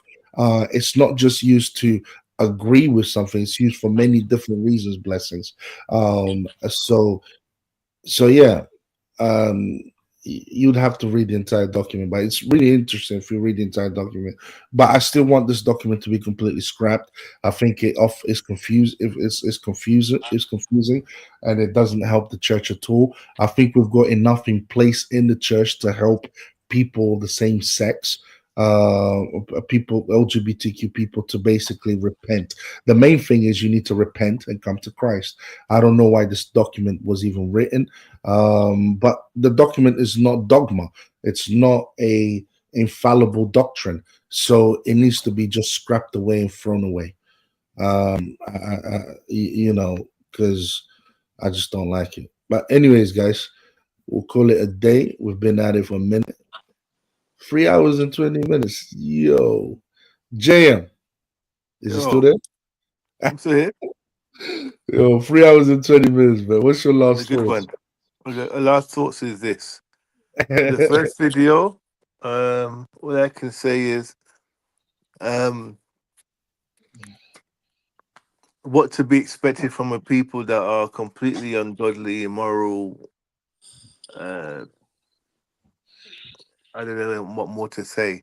expect anything from them. Expect annexing of land. Expect degeneracy in their streets. Expect ethnic cleansing.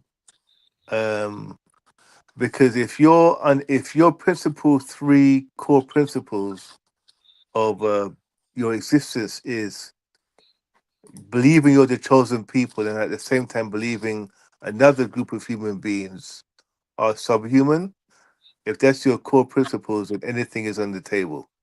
So I'm not surprised that they engage in all manner of degeneracy. So that doesn't surprise me. And regarding the second video we watched, yeah, I mean, I think it's just an example of, I keep saying how the West pollutes everything. I'm not surprised that all anything associated with the West, whether it be religion, anything, will ultimately be consumed and corrupted by the principles of it. And it's up to the individuals to make a stand, because the people that are in these positions, they have a vested interest in um, um, polluting the doctrine, because they tend to financially gain from it. So that's just another example again of people who have no morals and principles, but claim to have all the morals in the world and the principles in the world, but are literally, Jesus said, from their father the devil. That's me. My last thoughts on this one is when it comes to the first video, um, uh, JM described them as degenerate. Um, they think they're superior to other races, and they think they're bad and all of that, right? Degenerate, bad, all of that, right? Um, I would say that's exactly how most groups of people are. In every group of people, you'll find people who think they're superior to other people. You'll find people who are degenerate. You'll find good people. You'll find bad people. That's they are a reflection of how most human beings, all human beings are on Earth. We have a mixture of degenerates and uh, you know in every group, in every a mixture of degenerates and good people. So, but the land does belong to them. The Bible is clear. Brother JM even conceded of the fact that the God says that it is their land and will restore them. And I'm looking forward to the debate where we're going to look at in depth. We're going to look into this in depth as far as what the prophecies in relation to how the Jewish people will be restored in Israel goes. So we're going to look into in depth into the prophecies. So that should be very interesting. I'm looking forward to that. But they are not as degenerate as everyone else is. Okay. I would say in relation to the second video, the West corrupts. Brother Jim again made a very, very important point. The West corrupts everything. I don't think so. I think what corrupts everything is two things. So actually, I can't disagree with that. The West does corrupt. If your environment is corrupt, it will help to corrupt you as well. But I think it's also other things that also corrupt is your sinful nature. That if you don't use your free will to fight against it, um, you will give in to your sinful nature. So, so that also helps to corrupt. Um, and another thing that helps to corrupt as well, is especially when it comes to religions, especially when it comes to Protestants, is not having a hierarchy, an authority, a central authority that everyone has to kind of pay attention to or obey. When you're Protestant, then you can just go to the seminary and study for 5 years and then open up a building and start preaching whatever you want to preach. It's like it's going to self-destruct, and this is something that this is not something that's just happening today. People have been creating their own religions and making up their own stuff. We've had this since the beginning of Christianity, since the beginning of time, really. People creating, if you look at the agnostic gospels, for example, you will see many people basically like writing gospels which are not true, are not real, are not part of the main four gospels, and they are just creating their own religion. as they go along. So this is something that human beings have a tendency to do, and I think this is the reason why it's so easy for you to get corrupted in the Protestant world.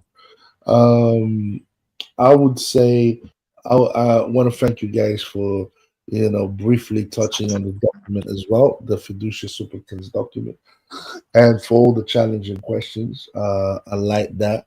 And if one day we can also do a topic breaking down the document, I would actually really appreciate it. Let's not do a Hassan who reads one line and you think he knows the entire document. Let's not do that. Let's be better than we are better than that. But yeah, this is my final thoughts. Over to you, Hassan. Yeah. So on the first video, I think the idea that these are the chosen people or these are not the chosen people, yeah, I think it's inconsequential. The actions aren't clearly moral in any way, shape, or form. Just dropping bombs on people in camps that are, seeking medical aid, or the refugees and what have you, and then trying to justify it and saying, "Oh, there are people in there because that are hiding, and they're Hamas or whatever rubbish is," and then saying, "Oh, we're gonna kick everybody out." This is just nonsense. It's pure evil behavior, and all governments are evil to a certain degree. I've seen other governments do very similar things. It's just the moral justification is the hypocrisy is adds another layer of illegitimacy to the whole situation. I think this is the end. I really think this might be the end of Gaza, because they're being very consistent, considering Israel has had such a gain in the last 20 years now, with the fall of Saddam, the fall of Assad, the fall of Gaddafi, the fall of Sisi. Every opponent they would have had in the region is pretty much either gone, even including Hezbollah, is either gone or bribed off, with the Gulf states being in a position not to even, being in a position where they're really sort of ignoring the whole situation with Gaza to a certain degree. Although they are giving aid and they are looking for peace, but they're not in a position that is, how can I say, beneficial to the Palestinian people in the long term. This may be the end of Gaza. This year may be the end where the people of Gaza are relocated to another location, and Israel becomes more fortified. More fortified in its landmass. The second video is kind of funny, but it is what it is. People reinterpret scripture to suit the idea that Israel can do whatever it wants, and on the same side, they can reinterpret it to say that feminism is a part of biblical teaching. So the sword cuts both ways. So, yeah, that's my thoughts. Yeah, guys. Anyways, appreciate you guys. 3 hours and 30 minutes, man. And shout out to everyone that was watching. Appreciate you guys. Don't forget to comment, like, and subscribe. And we'll see you next time, guys. Peace.